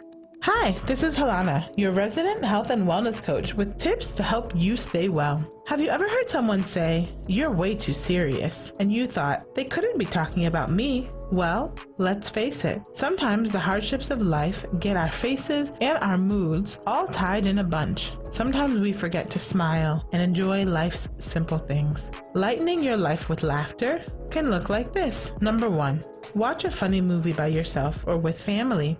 Number 2, revisit your favorite comedian's stand-up special. Number 3, doodle, draw, or play a card game with the children in your life. See the world through their eyes. We sometimes think in order to laugh, we have to do specific things. Yet we can choose to find joy all around us every day. Go ahead and try it today. Stay well with Word. Happy living. Stay well with Word. Connect with us at wordradio.com. This Word Wellness vignette was brought to you by Keystone Plus. At Social Security, we are always thinking of ways to save you time and make things easier. That's why we created My Social Security. A My Social Security account allows you to access your earnings history and benefits information, request a replacement Social Security card, get a proof of income letter, estimate and apply for benefits, and more. Save time. Go online. Open a My Social Security account at ssa.gov/myaccount. Social Security. Securing today and tomorrow. Produced at U.S. taxpayer expense. This is Word Radio, 96.1 FM and 900 AM WURD Philadelphia. Independent Black Media. You're listening to The Source with Andrea Lawful Sanders on WURD Radio. Streaming live on wordradio.com and the WURD Radio app. Welcome back to The Source. In this edition of Putting Your Money Where Your Mouth Is, I am now getting ready to interview a 34-year-old Black wife, mother, and concerned citizen who is running for school board in one of the most diverse suburban areas, yet minorities are rarely seen in positions of power. Alana Hardison is a Democratic candidate for Ben Salem Township School Board. Welcome to The Source, young lady. How are you? Thank you. I'm well. Thank you for having me. Listen, wonderful. I love the fact that you are running for school board, that you're 34 years old. What made you decide that you wanted to get involved? Because we have a lot of conversation in this show about what's wrong in our communities, but very few people are, and it's hard, right? Hard to step into the platform and to take on something where, you know, you have to stop the road every day. You've got to reach out to people. COVID is happening, so you've got to do things via Zoom, and so it's not as easy. Right. Quote unquote, air quotes. So what made you decide that this is something that you want to do in the town that you live in? Right. I really think the turning point, there were a few. Trump coming into power really had me looking at my local elections and saying, you know, I always voted in them, but I wasn't as involved as I should have been. And I said, you know, I need to be for my family, for the next generations, you know. And then I would say the George Floyd murder was the other one. It was the catalyst that made me look in my area and say, what can I do? Who's doing the work and how can I be involved? So I am a part of the Bucks County NAACP. I'm also a part of the Lower Bucks for Change, which is a wonderful progressive group in our area. I'm also a part of Bucks Tenant Solidarity that really looks at, you know, home ownership and people renting and how they're being treated by their landlords, especially with the pandemic and what's going on with evictions. I know one of your callers talked about that earlier. Yes. I do just want to say the CDC moratorium was extended through the end of June, which is yay. That's great news. So tenants, if you are about to be evicted, please, please, please sign that moratorium, then send it to your landlord. Have a copy for yourself as well. Do not miss your court dates. Please go to your court dates. I know it may seem futile at this point, but go to them and you should be covered till the end of June. Wow. So that is very, very important. So I just said, you know, what is it that's going to make my children's lives better and my grandchildren's lives better? And I really, really, really think it is our education system that sets our children up for being wonderful citizens and wonderful Americans that can just do the work that needs to be done. And I really do think our older generations are doing that work, but people are getting tired at this point. So it's now time for the 30s and the 20-year-olds to get in there and really start having a seat at the table. Yeah. And so did you have any misgivings before you, as you began the journey? What was it like for you? What was it like for me? So I started to get involved with the Bensalem Democratic Organization here in Bensalem. And, you know, a couple of people said, hey, Elena, over the summer, you should probably run for school board. What do you think? And I'm like, I don't know. And then it was like, okay, I can actually see myself doing that. You know, I'm qualified. I have children within this school district, and we need to hear the voice of a mother, a Black mother that has children here that just wants it to be better and wants to do the work and is willing to put in the time. You know, being on school board is a passion project. You know, we don't get paid for this. So it's really about what is best for our children and making sure that we are doing the best that we can. So what impact have you had in your life? You talked about George Floyd's murder, and in fact, you are quite aware that the trial started today. Yes. What did the murder of George Floyd elicit for you? And when you thought about going to school, what were some of the things that you dealt with in school as a young teenager or as a young child that made you understand how important a school board election is at this juncture? Right. So for me, I'll give a little background about Bensalem. Bensalem has a huge immigrant population. It is the most diverse area in Bucks County. We have wonderful resources in that area, but I will say everyone does not have the same experience going through the school district. It all depends on what elementary school you went to. It all depends on who you have in your back pocket that you can kind of talk to sometimes to get the in on what's going on. All resources need to be available for all of our students. We need to meet our parents where they are. We need to make information digestible for all of our communities. We have language barriers here. We have cultural barriers here. We just need to do a better job at getting that information to the people that need it the most, which is the parents, because they do care. They're just not always able to be there because of maybe I have 2 or 3 jobs. Maybe I don't understand the language that's being spoken at this meeting. You know, we just need to make it digestible and accessible for everyone. Okay. So for me, growing up, it was definitely, I had 2 Black teachers, and I didn't have them until I was in high school. Dr. Watson and Mrs. Brown, I will never forget them. And, you know, just not seeing myself in my teachers, in my administration. You know, the school board has had minority people on the board, but there'll be 1, maybe 2. Right. There's never a good reflection of what our area is. So it was time. You know, I said, I could do this. Let me try it out. And you know, once I say I'm gonna do something, then I'm all the way in. So here I am. So what platform are you running on? Yes. So one of my main platforms, and there's actually 4 of us running as Democrats. There are 4 seats that will be open, and our primary is May 18th. The platforms we're running on, and the #1 platform that I'm most close with is excellence and equity in education. So recently, the Public Citizens for Children and Youth put out a report called No More Dreams Deferred. I'm not sure if you've seen Andrea. I have. You have. Listen to me. Let me just Yes. say this. Not only have I seen it, I was literally on a Sunday morning when I should be laying in my bed resting at noon, was on a Zoom conversation having this very It is glaring, the disparities that we see between our Black, Hispanic, and white students here in Bucks County and all of the surrounding suburbs. It's across the board.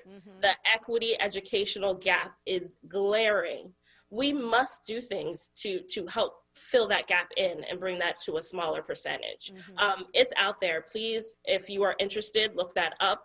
See what you can do in your area to help out your school district and bring it up at school board meetings, because, you know, we all need to collectively do this together. You think it's an urban issue, and it's really not. It's across the board. So in the suburbs, you know, that gap is, I think for Bensalem, around 30% for Black students. Yes, and they even broke it down by, you know, English, math, other things as well, testing, all of that. So it's there. So we just really need to make sure that we're putting systems in place to help our students. So like I said earlier, that language barrier, that cultural barrier, that not seeing that representation within your school, not being able to be free to express yourself, having to tailor it to how your school deals with, you know, specific discipline and such. You know, if you have people that understand the culture, understand our students, we should be able to do better with how we discipline our kids as well. So you're quite aware that, or maybe you're not, that I sat on a school board for 8 years. And one of the, I'm going to give you some solid advice. Please, I have my pen and paper ready. Please do. Hold the pen and paper up. When you get on the school board, you will be able to do two things as a member of your team. One is to hire the superintendent, hire and fire the superintendent, right? So it is imperative that we, as a school board, a group of members on the school board, that you put the right person in that job, right? You're to when the superintendent is there, you're to hold that superintendent's feet to the fire, make sure that they're doing everything that they need to do. You do not get involved in the school so much. What you do is you set the policies and procedures. So then you would want to make sure you volunteer on all these different committees for what books are put out. So they have a history committee, history book committee, or the English language arts committee, or the mathematics. And so you get to see what the school books are, and you can lend your voice to the vendors that are coming in the door trying to sell their wares. And it costs a lot of money for school districts to adopt these books that they're putting in. But for instance, we know that the history program that they've been using in schools for decades no longer working. You want to think about how you collaborate with other board members around what does this look like, right?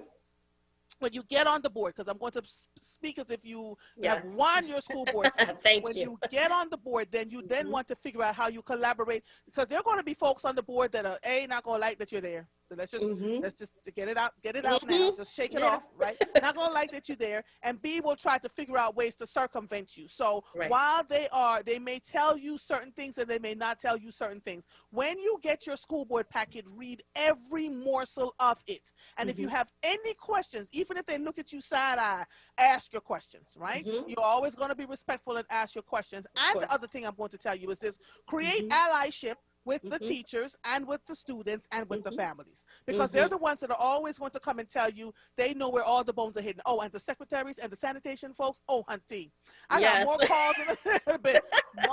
This is what's going on over in this school. I called the superintendent. The superintendent said, how do you know this? Don't worry about how I know it, right? So you always want to maintain a space of, you are literally a community leader, and you will have no privacy. They'll stop you in the supermarket. They'll figure out how to reach you, and you must always keep their confidence, unless they're harming somebody, or you're seeing where something is going to harm the whole collective. You want to be able to to be someone who can hear and be emotionally intelligent about all the things that are going on around you. Does that make sense? Yes, it does. So that's the way you're going to be a great school board member. And the other thing I always suggest to people is, don't sit on a school school board past 2 terms, that's 8 years, right? Because after a while, you cease to become as effective. Like you're just sitting there, you know, you're doing the same things over and over again. You want to bring in other people that will have bigger ideas, and then you want to move on to something else. But always keep in the forefront of your head the children and the families that you are serving. Right. Yes, thank you. And never think that, you know, one individual problem over here is going to, just think, if this is happening in this school, what's happening in the other schools, and how can we make all of this work together? Because what they will do is they'll tell you you are someone who is a school board member that came on about just one issue. You want to be a school board member that talks globally about all the things that are going on in the system and how you can support and help from your lens, right?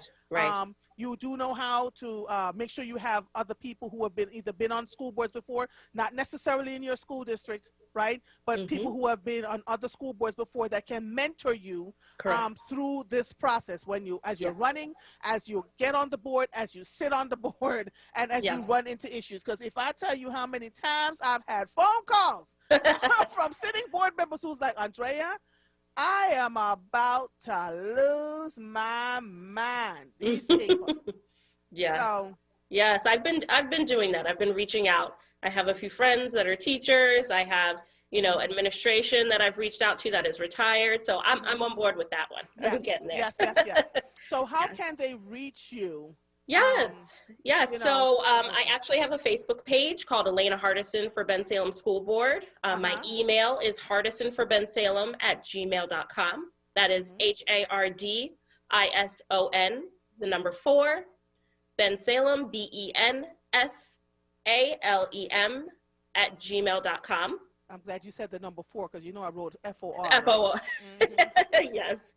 Yes. And then if you'd like to donate to my campaign and just help out in that sense, my PayPal is paypal.me/Hardison for Bensalem. All right. Yes. I wish you well, my darling. Thank you so much. I truly appreciate being on here. Welcome. You're so welcome. You let me know how you're moving along. You got people on my social media page, child.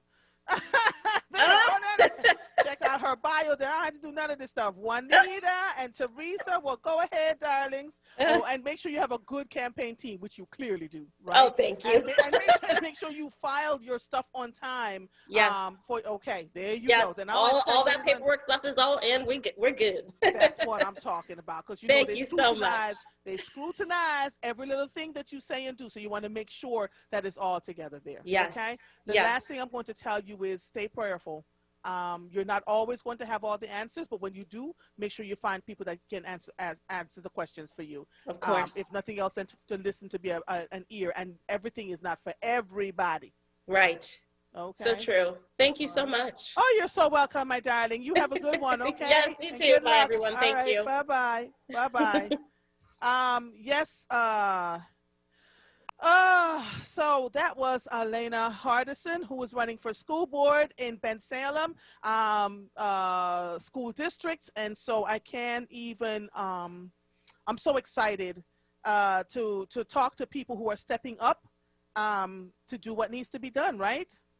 215-634-8065 is a number to call in. I always have to remind myself. Lord have mercy. I'm sorry, y'all. I'm trying to send a text message to someone who I'm trying to get to call in at 3:30. So while I'm doing that, look at this. These people are just wonderful. Glad to know about Elena Hardison. We were very involved when our children were in the Bensalem schools. Great. That was from Anita Winters Green. And so her people are on here talking about how you can find her. I'm super stoked about that. I am waiting for someone to call in at 3:30 about the young man that was, I keep saying young man. You know, it's so interesting how we make our children adults. That was a baby. That was an 11-year-old baby, Harley Balance, that was shot and killed while on the playground. So I'm waiting for someone to call in at 3:30 so we can talk about what this is like, because I am humanizing these victims. They're not just going to be a number, not on this show anyway. So we're going to be talking about this stuff. But let me just take a look and see what's going on in the news in these Wakandan streets, Lord. So I talked about the murder trial that's happening right now and that the entire world is watching. And so this is going to be really interesting. It's so bad that the New York Times, all they covered was just this trial today on their thing. So I can't wait for us to take a look at this. So let me go over here and see what else is in the news. Hundreds rally in Chinatown to denounce racism. Let's see. This was written by Becca Hendrickson from 6ABC. And I noticed the other day, I think it was Channel 10, CBS, that did a report on a victim, a shooting victim, and they humanized that child. Thank you so much, CBS. That was awesome. I watched it and I said to my husband, now that's what I'm talking about. Instead of just saying the victim is an 11-year-old or a 15-year-old, this report went into great detail about the family, da-da-da-da-da. You all want to just, the families want to know that they're just not another statistic. We have to do better about this. Hundreds of people rallied in Philadelphia's Chinatown on Sunday to denounce hate and raise awareness about acts of racism against the Asian American and Pacific Islander community. We have to guard our freedom. Zion Hu told the crowd. She is a mother of 3 and organizer of the rally. She says she no longer feels safe walking home alone in her own community. We are alienated again, marginalized more than before, she said. She and hundreds of other people from all backgrounds rallied in Chinatown to stand against hate. This is happening right next to us. Everybody has this experience. It's not one single isolated incident. Everybody feels less safe, she said. Hate crimes against Asian Americans have surged 149% since the pandemic began. More than 3,800 incidents have been recorded, including several acts of vandalism in Philadelphia this week that police are investigating. This is unacceptable. This is not America. We must protect the Asian community and we must show we are in solidarity, said Congressman Dwight Evans, who joined the rally along with several members of Philadelphia City Council.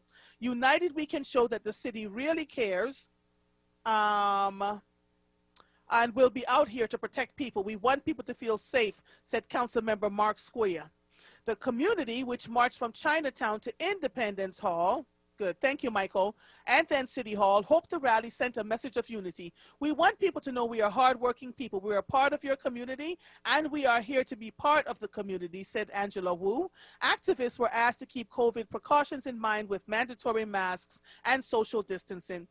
You are listening to The Source. The next voice you're going to hear is a parent that was, whose child was friends with Harley Balance, the young man, why do I keep saying man? The young child that was shot and killed while playing on the playground. And we'll talk about that when we come back. You are listening to The Source, 96.1 FM, 900 AM, streaming live on WURDradio.com. Follow us on all social media platforms at onWURD. 215-634-8065 is the number to call in. We will be right back after these messages. Okay, Her's new fire potato chips and cheese curls, they are spicy. Whew, they're hottest snacks yet. Hold on. Whew. But it's not just heat. There's some nice sweet and savory stuff going on too. Ooh, there's that heat again. It burns, but it burns so tasty. Ooh, that's hot. Find Her's Fire Snacks at your store today. Whew. Taste the flavor, feel the heat, break out the Her's. The WURD Radio newsletter, keeping you informed, engaged, and connected. Sign up by visiting WURDradio.com. Scroll to the bottom of the page and type your email address under Connect with Us. You'll receive the latest information on WURD Radio, messages from our president and CEO, Sarah Lomax-Reese, exclusive articles and multimedia content, and resources. Stay informed with the WURD Radio newsletter. WURD Radio celebrates Women's History Month with the 2021 Level Up Contest. This year, we're highlighting Black women-owned businesses who are making a difference in their communities. A big thanks to all of our nominees for joining us on this journey. We had an overwhelming response with almost 100 nominations. Tune in to Save Space with Sincerely Sarita on March 31st at 7 p.m. for a live on-air Level Up pitch party where the 10 Philly finalists will compete to win a marketing package valued at over $5,000. Level Up Up is a joint production of WURD Radio in Philadelphia, WVON in Chicago, and KJLH in Los Angeles. 3 Black-owned radio stations who are joining forces to spotlight Black women-owned businesses in Philly, Chicago, and Los Angeles. Don't forget, join us March 31st at 7 p.m. for the 2021 Level Up Pitch Party, hosted by Sincerely Sarita, where local Black women entrepreneurs will pitch their businesses to a panel of judges. Visit wordradio.com and click on the Level Up banner for more information. The 2021 Level Up contest is sponsored by Comcast, Bank of America, Pico, Keystone First, and Thomas Jefferson University and Jefferson Health. Mike, how's your day going? I'm having a great day. I just bought property on bidforassets.com. What's Bid for Assets? It's the new way of buying property from the sheriff's sale. I've been meaning to buy some real estate. How can I get involved? Register for free to make a deposit and to participate in the upcoming auction on April 6, 2021 at bidforassets.com. They have sold more than 125,000 properties with a simple and easy process. Now it's your chance to buy property. Visit bidforassets.com. You're listening to The Source with Andrea Lawful Sanders on WURD Radio. Streaming live on WURDRadio.com and the WURD Radio app. Welcome back to The Source. If you are just joining us, we've had quite a show today. We've had Rhonda McCullough Anderson, Esquire, talking about what we do when you married and don't know where the bank account information is, and hubby's got 4 girlfriends on the side, and how do you get your legal rights together, or God forbid you married and you do the black divorce, you separate from each other, but you didn't get divorced, and the man dies and was with a girlfriend for 25 years, and the wife sweeps in and gets everything. That was wonderful. We had an author on, Hazel McGriff, to talk about her book, Buddy's Arms, about COVID-19 distancing. And then we had Alana Hardison from Bensalem, who's running for school board there, African-American mother, 34-year-old mother, who wants to do something different. While I've been on the air, though, I've been talking about the 11-year-old child, Harley Balance, that was shot and killed in these mean streets of Philadelphia, along with the George Floyd trial with Derek Chauvin, the ex-police officer who held his foot in his neck. And so there's a feeling of so much craziness going on in this city. And so I looked on social media this weekend when I had a second, and I saw Hania Sharp Brown's post. Hi, Hania, how are you? How you doing, Mother? So I just want to thank you, because instead of responding to your post, I asked if you could come on the air and talk about what you experienced. So can you tell us from your point of view what happened to little Harley? You know, I don't want to speak on behalf of his family or his mother. I can only speak from the perspective of being a mother of my 2 children. And Harley is a little boy that frequented the block that I live on often, played basketball with my son, rode his bike up and down our street. I am that mother that is usually outside gathering the kids together, you know, when they doing stuff they ain't got no business doing, or just so they can have a safe place to convene. I'm that mom, even though my son gives me the side eye sometimes. So I saw Harley often. And when I found out, it was when my son called me, actually, to tell me that he found out what happened. My husband and I were out at the time, and it just changed the tone of what we had going on, and just really brought me to tears. And it brought me to tears because the reality of it is that it could have been my son. Right. My son was at the playground during the time that the shooting happened. The shooting happened not far from the playground that he frequents, where a lot of the kids in the neighborhood frequent. And it's just devastating. I mean, he's a baby. We're losing a lot of babies. And I think for me personally, and I think this happens often with people anyway, it just hits closer and closer to home, right? Like it hits so close to home. And we went to the vigil over the weekend, and the hardest part was listening to his mother and his grandmother. And I shared this in my post. You know, no parent should ever have to experience that. And of course, when it's a child, it just makes it, it just makes it harder. And no one person has the solution for how we fix this, because the reality of it is that we're never going to just rid the city of gun violence. That's not a realistic thing. And so, trying to find solutions and how to minimize it. And number one, how to find solutions to protect our babies. Like, I don't even want my son to leave my sight. And I know that's also not realistic. He is a teenager. He should be allowed to be a kid. He should be allowed to ride his bike and go to the playground. But the mom in me is like, I just want to put you in a bubble, and I don't want you to go anywhere. Hania. So what is the conversation that you and your husband have with both your children around safety? First of all, what was his response when he realized that his little friend was shot and killed? And where was he shot and killed? Do you know? It was up in the Northeast. The news reported it was Large and McKinley Street. My son just kept saying, like, Mom, I just saw him. Like, I just saw him at the playground. And so while we were all emotional about the fact that this happened to someone that we knew, my husband and I also had to just process how our own child was going to process this, right? Like, this is like, it's not an easy thing. It's nothing you can explain away. So it's more so, you know, tell us how you feel. How are you feeling? You don't have to be okay, because ain't nothing okay about this. Right. And from a safety perspective, it's like we just have to keep reminding our children to be aware of their surroundings, to trust your instinct, because if it don't feel right, it's probably not right. But see, the other unfortunate part about what we're living with right now is that these are spaces and places that kids are doing what they should be allowed to do. This is not one of those situations where where people used to be able to say, oh, you were in the wrong place at the wrong time.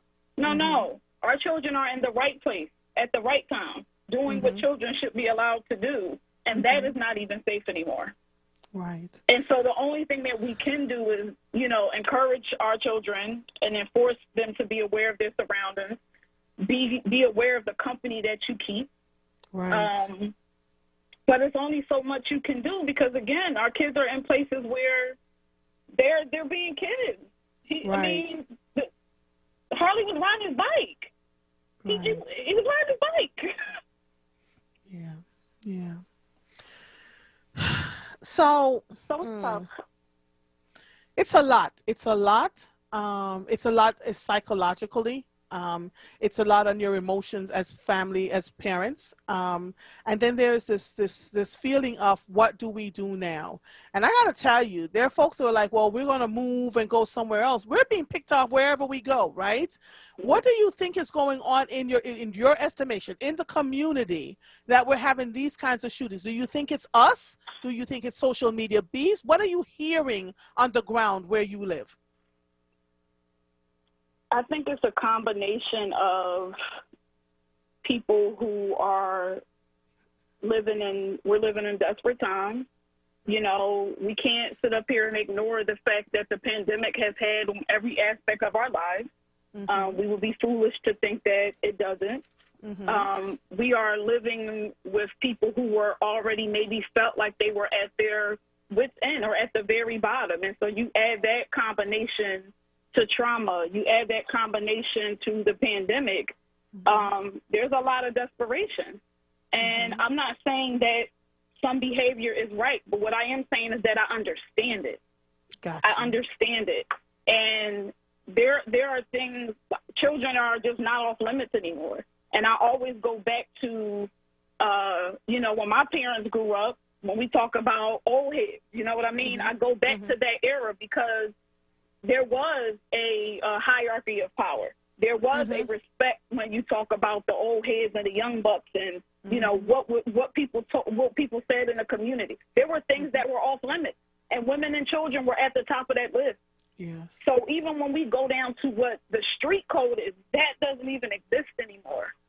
It's not there. And yeah, social media plays a huge factor in a lot of the things that we see that are happening with our children. It plays a very huge factor, because the beasts start there and then they trickle over into the streets. And unfortunately, a lot of children don't know how to solve conflict. And their way of solving conflict is just eliminating a threat. And it's not, we see what that produces. Yeah. So these children that are not able to solve conflicts and are out in the streets doing what they're doing, where are their parents? Where are their parents, Hania? Just help me here. Help me here. I wish that I wish that it was as easy as saying where their parents are, right? Because we know that everyone's home situation is not the same. So, you know, and then some families that do have parents, you have a lot of parents who are completely unaware of what their children are doing. And me personally, I can only speak for Hania and the Brown children. Right. That's not what goes on in my home. Like, my husband and I know what's going on with our children. And so I just think it's a combination of things. Like, it's easy to say, well, where are their parents at? Not everybody's house is structured that way, right? Right. You know, not everyone has a parent or a guardian. Some kids are raising themselves. Some kids are being raised by their siblings. I can't sit up here and just pinpoint and blame it on, you know, one structure or one thing as to why we are where we are. Because if we knew why we were here, we wouldn't be here. Right. Well, we got to do something, Hania. How many more of these babies? How many more of these babies? I hate that question. You know why? Because it's not even summertime yet.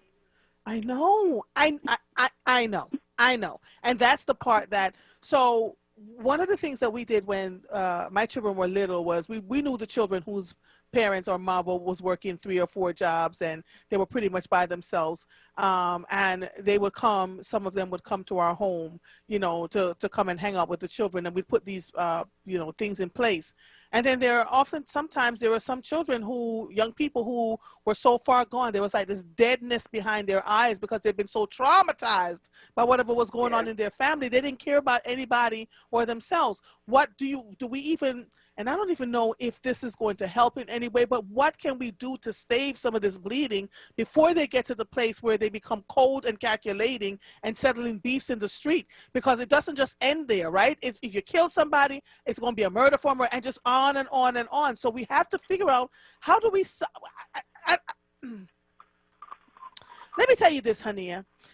You know this. I have a 25 and a 29-year-old sons. I still worry about them, not as much as I normally would, because I know they're a little bit older and have their wits about them, can sense danger and know when to remove themselves from certain scenarios. But being Black and living in this country is hard enough, right? With all the things that we have to face every single day. The trauma that is being inflicted on children like your son, who is in the middle of this stuff every single day, no matter how much you and your husband talk to him. How do you negotiate and navigate through that? You know what I'm saying? Because he has to grow up. Yeah. And when he grows up and see his friend, another one is going to be telling stories about how his friends died in the street for riding their bicycle. What solutions do we have? Can the schools do anything? Can the communities do anything? What can we do?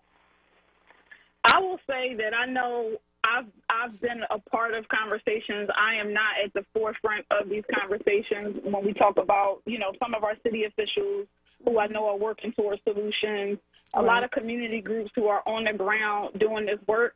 What I will say is that as a community, and this was something that was shared at Harley's Vigil, right? No one is coming in our community to save us, okay? Right. And I know this is a hard pill for some people to swallow. Yep. They don't want to hear that because Philly has this as everybody else's problems to solve. Like, that is a Philly thing. We think that it's somebody else's issues to solve. No one is coming into our community to save us, okay? It's not happening. We need to get that thought out of our head. That is not what's going to happen. I said earlier how I am the mom that is definitely hanging out the window when the kids are doing something they're not supposed to be doing. We have to get back to that in some of these communities. When I was growing up, my mom, the neighbors, everybody knew the kids, whether they lived on our block or whether they lived on a block over.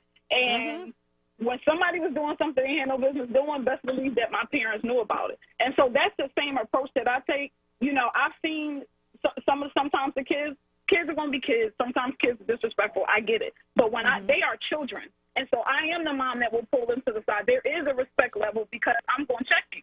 Now, you may do this in front of Mr. So-and-so, but that's not going to go down in front of my house.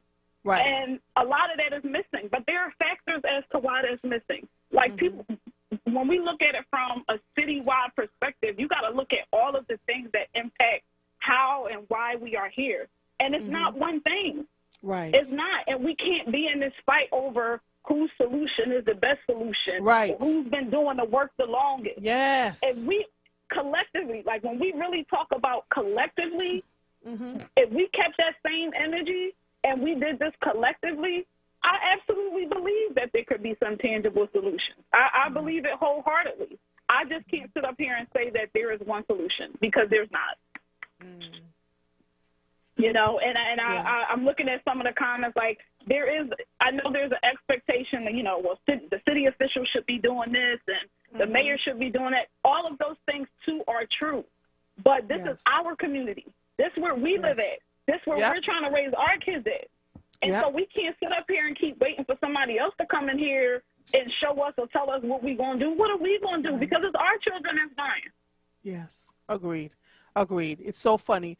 I don't know if you heard me at the very beginning of the show, because I was saying the same thing. What are we doing? Are we going to the playground? So if you can't depend on every parent to be there or any guardian to be there, but if you can see if the children, somebody outside making sure, and it's hard and we're busy and we have a lot going on, but our children are worth us watching out and looking out for them and paying attention to what's going on in our communities. We know if our ears are to the ground where the beefs are. Right?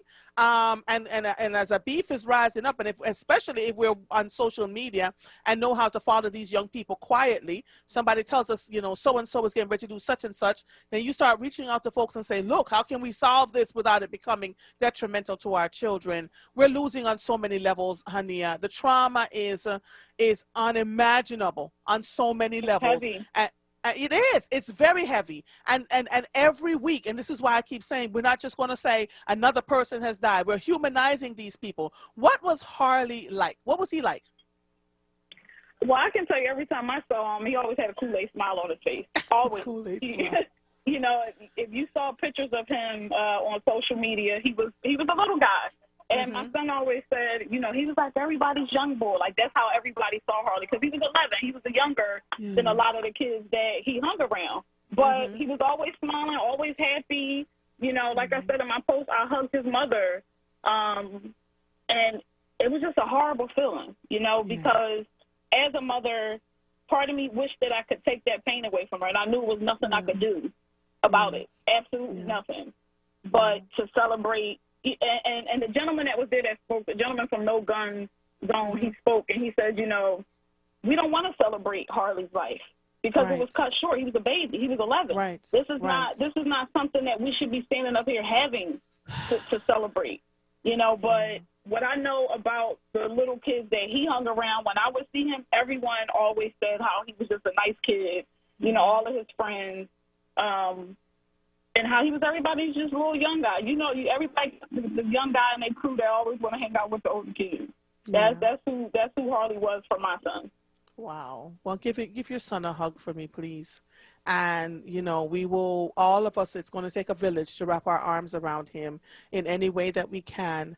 And I know you and your husband find ways to get them out of the environment and to go take little trips every now and then. You all are amazing parents. I get that, but it looks like you all going to have to be amazing parents to other young people around you to help to raise some of these young people who don't have anybody through no fault of their own to help them raise them and to solve problems in a way that will not be detrimental to those around them and to them. Because not only that, they are, you know, when they get caught, they end up spending the rest of their lives in prison, and it's just not worth it. Thank you so much, Hania.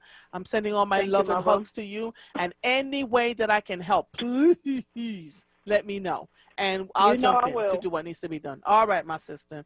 All right, talk to you soon. Love you. All right, bye-bye. Love you too. Bye-bye. Oh, Lord, this is too heavy. WURD Radio celebrates Women's History Month with a 2021 Level Up Contest. This year, we are highlighting Black women-owned businesses who are making a difference in their communities. A big thanks to all of our nominees for joining us on this journey. We had an overwhelming response with almost 100 nominations. Tune in to Save Space, hosted by Sincerely Sarita, on Wednesday, March 31st from 7 p.m. to 9 p.m. for a live, on-air Level Up pitch party where the Philly finalists will compete to win a marketing package valued at over $5,000. The 2021 Level Up contest is sponsored by Comcast, Bank of America, PECO, Keystone First, and Thomas Jefferson. You are listening to The Source, 96.1 FM, 900 AM, streaming live on WURDradio.com. Follow us on all social media platforms at onWURD, 215-630 634-8065 is the number to call in. If you are hearing the sound of my voice, I am Andrea Lawful Sanders, and we will be right back after these messages. Recovery starts with a call. Pennsylvania's Substance Use Disorder Hotline is staffed by real people who are trained to help. They're here 24 hours a day, 7 days a week. They'll get you or your loved one into treatment regardless of your access to insurance. If you or someone you know is suffering from addiction, call 1-800-662-HELP. Recovery starts with a call. Paid for with Pennsylvania taxpayer dollars. Philly Peace in Progress nonprofit organization was started to create a positive change and bring awareness to the growing drug and gun violence in Philadelphia. Philly Peace in Progress is looking for volunteers to make a change with organized programs, mentoring, problem solving, conflict resolution, and more. If you are interested, email Nelson at phillypeaceinprogress.com or call 267-529-7255. WURD Radio, in partnership with the Colorectal Cancer Alliance, Independence Blue Cross Foundation, Penn Medicine, and LabCorp, have teamed up to launch Go to Know, a new public health campaign to reduce colorectal cancer in the Black community. Join Nick Taliaferro on Tuesday, March 30th at 5 p.m. for a special conversation with doctors and a colorectal cancer survivor discussing the latest information on how to prevent, treat, and diagnose colorectal cancer. Most importantly, you'll learn how to make sure you and your family members can stay well and live a long and healthy life. Throughout this program, you can request a free, easy, at-home colorectal cancer screening test called a FIT kit that is designed to provide early detection of colorectal cancer, so you'll want to go to know. Join us for the kickoff of Go to Know, Tuesday, March 30th at 5 p.m. on Evening Words with Nick Taliaferro, exclusively on WURD Radio, 96.1 FM and 900 AM WURD. You're listening to The Source with Andrea Lawful Sanders on WURD Radio. Streaming live on WURDRadio.com and the WURD Radio app. Welcome back to the final segment of The Source. You all make these 3 hours go fast so quickly. But before I get off the air and take my last caller, I need to talk to some students and parents to discuss the PSSAs that are coming up. They start on April 12th, right after spring break. I want to find out from the students and the parents if they feel like they're ready for this PSSA. There's all shout or opt. It's A.L. Sanders at WURDradio.com. I'm looking for students and parents who want to talk about the upcoming PSSAs that's going to happen right after spring break, and that starts on April 12th. See, every time you come around, you got to bring Jim, James, Paul, and Tyrone. Hi, Tyrone! Hello, Mother Earth. Mother Earth, hello, how are you? I'm good, sir. How are you? Well, peace and blessing and much love and respect. You know, it's just kind of hard to have being a blissful moment when such our young folks, man, are dying. Oh, I know, Tyrone. Dying, man. And it's incredible, really incredible that our young children are suffering like this, 11 and a 14-year-old. And they say, what, I think I heard he shot 17 times or something. Can you imagine riding his bicycle? Little man that everybody loves, yep. But nobody sees that. Nobody, come on. No, this is just something wrong. But, Mother, I was just going to just sit back and continue listening. But after that young lady spoke, I had to call because feeling her passion and knowing that she's right, this is something that we got to take ownership of. We in the community got to step up. This got to be our battle because, when that crack cocaine hit and we wanted everybody to come in and help, and they came in with that plan that Clinton and them put that plan together that locked up all of our children, it just seems like when we ask for help, it's not the right thing because here it is, less than 10 years later, they say how they're apologizing and how it wasn't the right thing. But what about all them children and all the people that they done put in prison behind that law or whatever. I can't remember the name of it, but man, that's the what 3 strikes happened. you're outlaw? Huh? Was it the 3 strikes you're outlaw? Well, it was part of that, but it was law. It was God, what was that regulation? Where they just locked up everybody. Yep. And then, but the thing is, that's what happens when we ask for help. The help that they give us is just so, unreal that we still are penalizing for asking for help. So the thing is, like the young lady said, and I'm going to go with her and I'm going to fill her passion. We got to do this. We got to step up. Ladies and gentlemen, this is a village issue, and we got to be a village to deal with it. Brother, I just love you so much for allowing me to share. I love you too, man, Tyrone. And I just thank you so much that our young folks has a platform. You give them a platform for Mother, they need it. They need it so bad. I've got some on tomorrow. I love the young people, right? And I always want to show what's excellent about them, and that we need to see their faces and understand that they deserve to live. If you and I die tomorrow, Tyrone, we've lived more life. They're just so creative, man. They are so creative and so gifted, and just don't have an opportunity to, to show it because of all the madness and the craziness and this hateful and barbaric situation that they're living in. Man, Lord, if they can just show the greatness that God has put in our children. Yeah. Love you, brother. Well, Thank we're doing you it. We're doing it from over here. All right, my brother. Love you too. Talk to you tomorrow, okay? Okay. God bless. All right. God bless you too. Bye-bye. All right. Whew. Lord, this show wore me out. There's so much going on. So much going on. So let me see here. It says here. This was published March 27th. Let me just 10 ideas to stem the tide of Philly's gun violence crisis, which is an opinion. And it was written by Stephen M. Falk. I'm sorry, no, that was not written by Stephen M. Falk. He was the staff photographer. Let me see. I just want to make sure. I don't want to mess up people's thing, but I can't see who wrote this. All right, so let's see. Across the country, 2020 was an extremely violent year. In Philadelphia, homicides reached 499, a 40% increase from 2019 and the second most since 1960. The city wasn't hurting alone.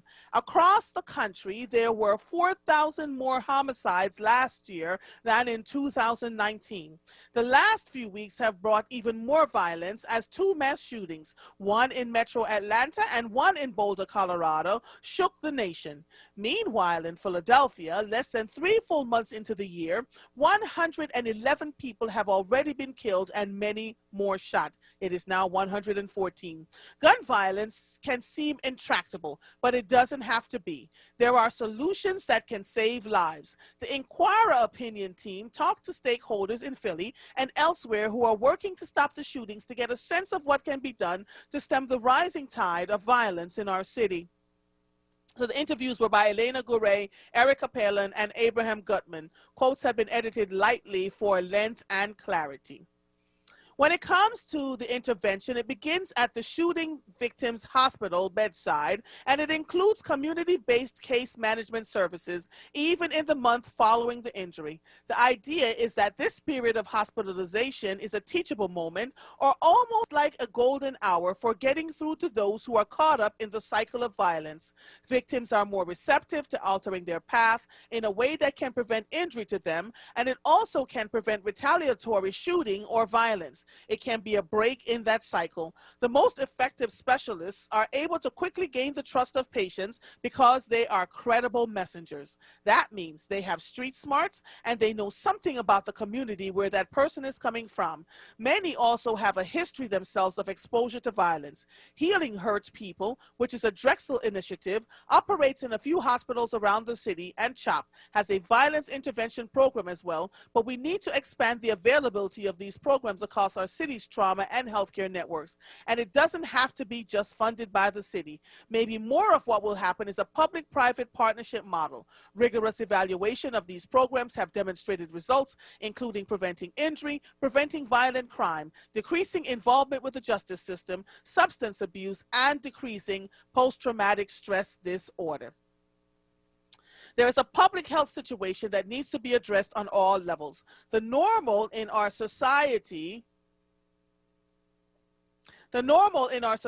has been poverty, gun violence, disparities in food. That normal, what we want to change, is having young men and women be highlighted as that. Young chances provided services with less of the red tape. If you need free food, you don't have to worry about bringing all that information. What's your income? What's your zip code? How many people live in your house? That's a deterrent. People don't want to say, I don't have an income. There's 40 people living in my house. I don't know what my bills are because they're all shut off. For young chances, if you want food, school supplies, hygiene materials, just come and ask. All right.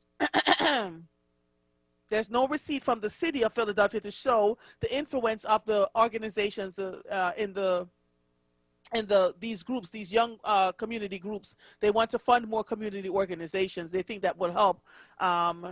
Tyreek Glasgow says, groups and programs that have multi-million-dollar budgets and initiatives really don't have the impact that the small organizations through the city have on a day-to-day basis, not through marketing campaigns or the advertising. I am talking about the house-to-house, porch-to-porch approach that those organizations deal with, not big community events once, twice a year when it looks good. We're talking about when they can pick up the phone and call you at 11:30 at night, you can respond at 1 in the morning, and they understand. Those are the types of programs that are out here and not really supported.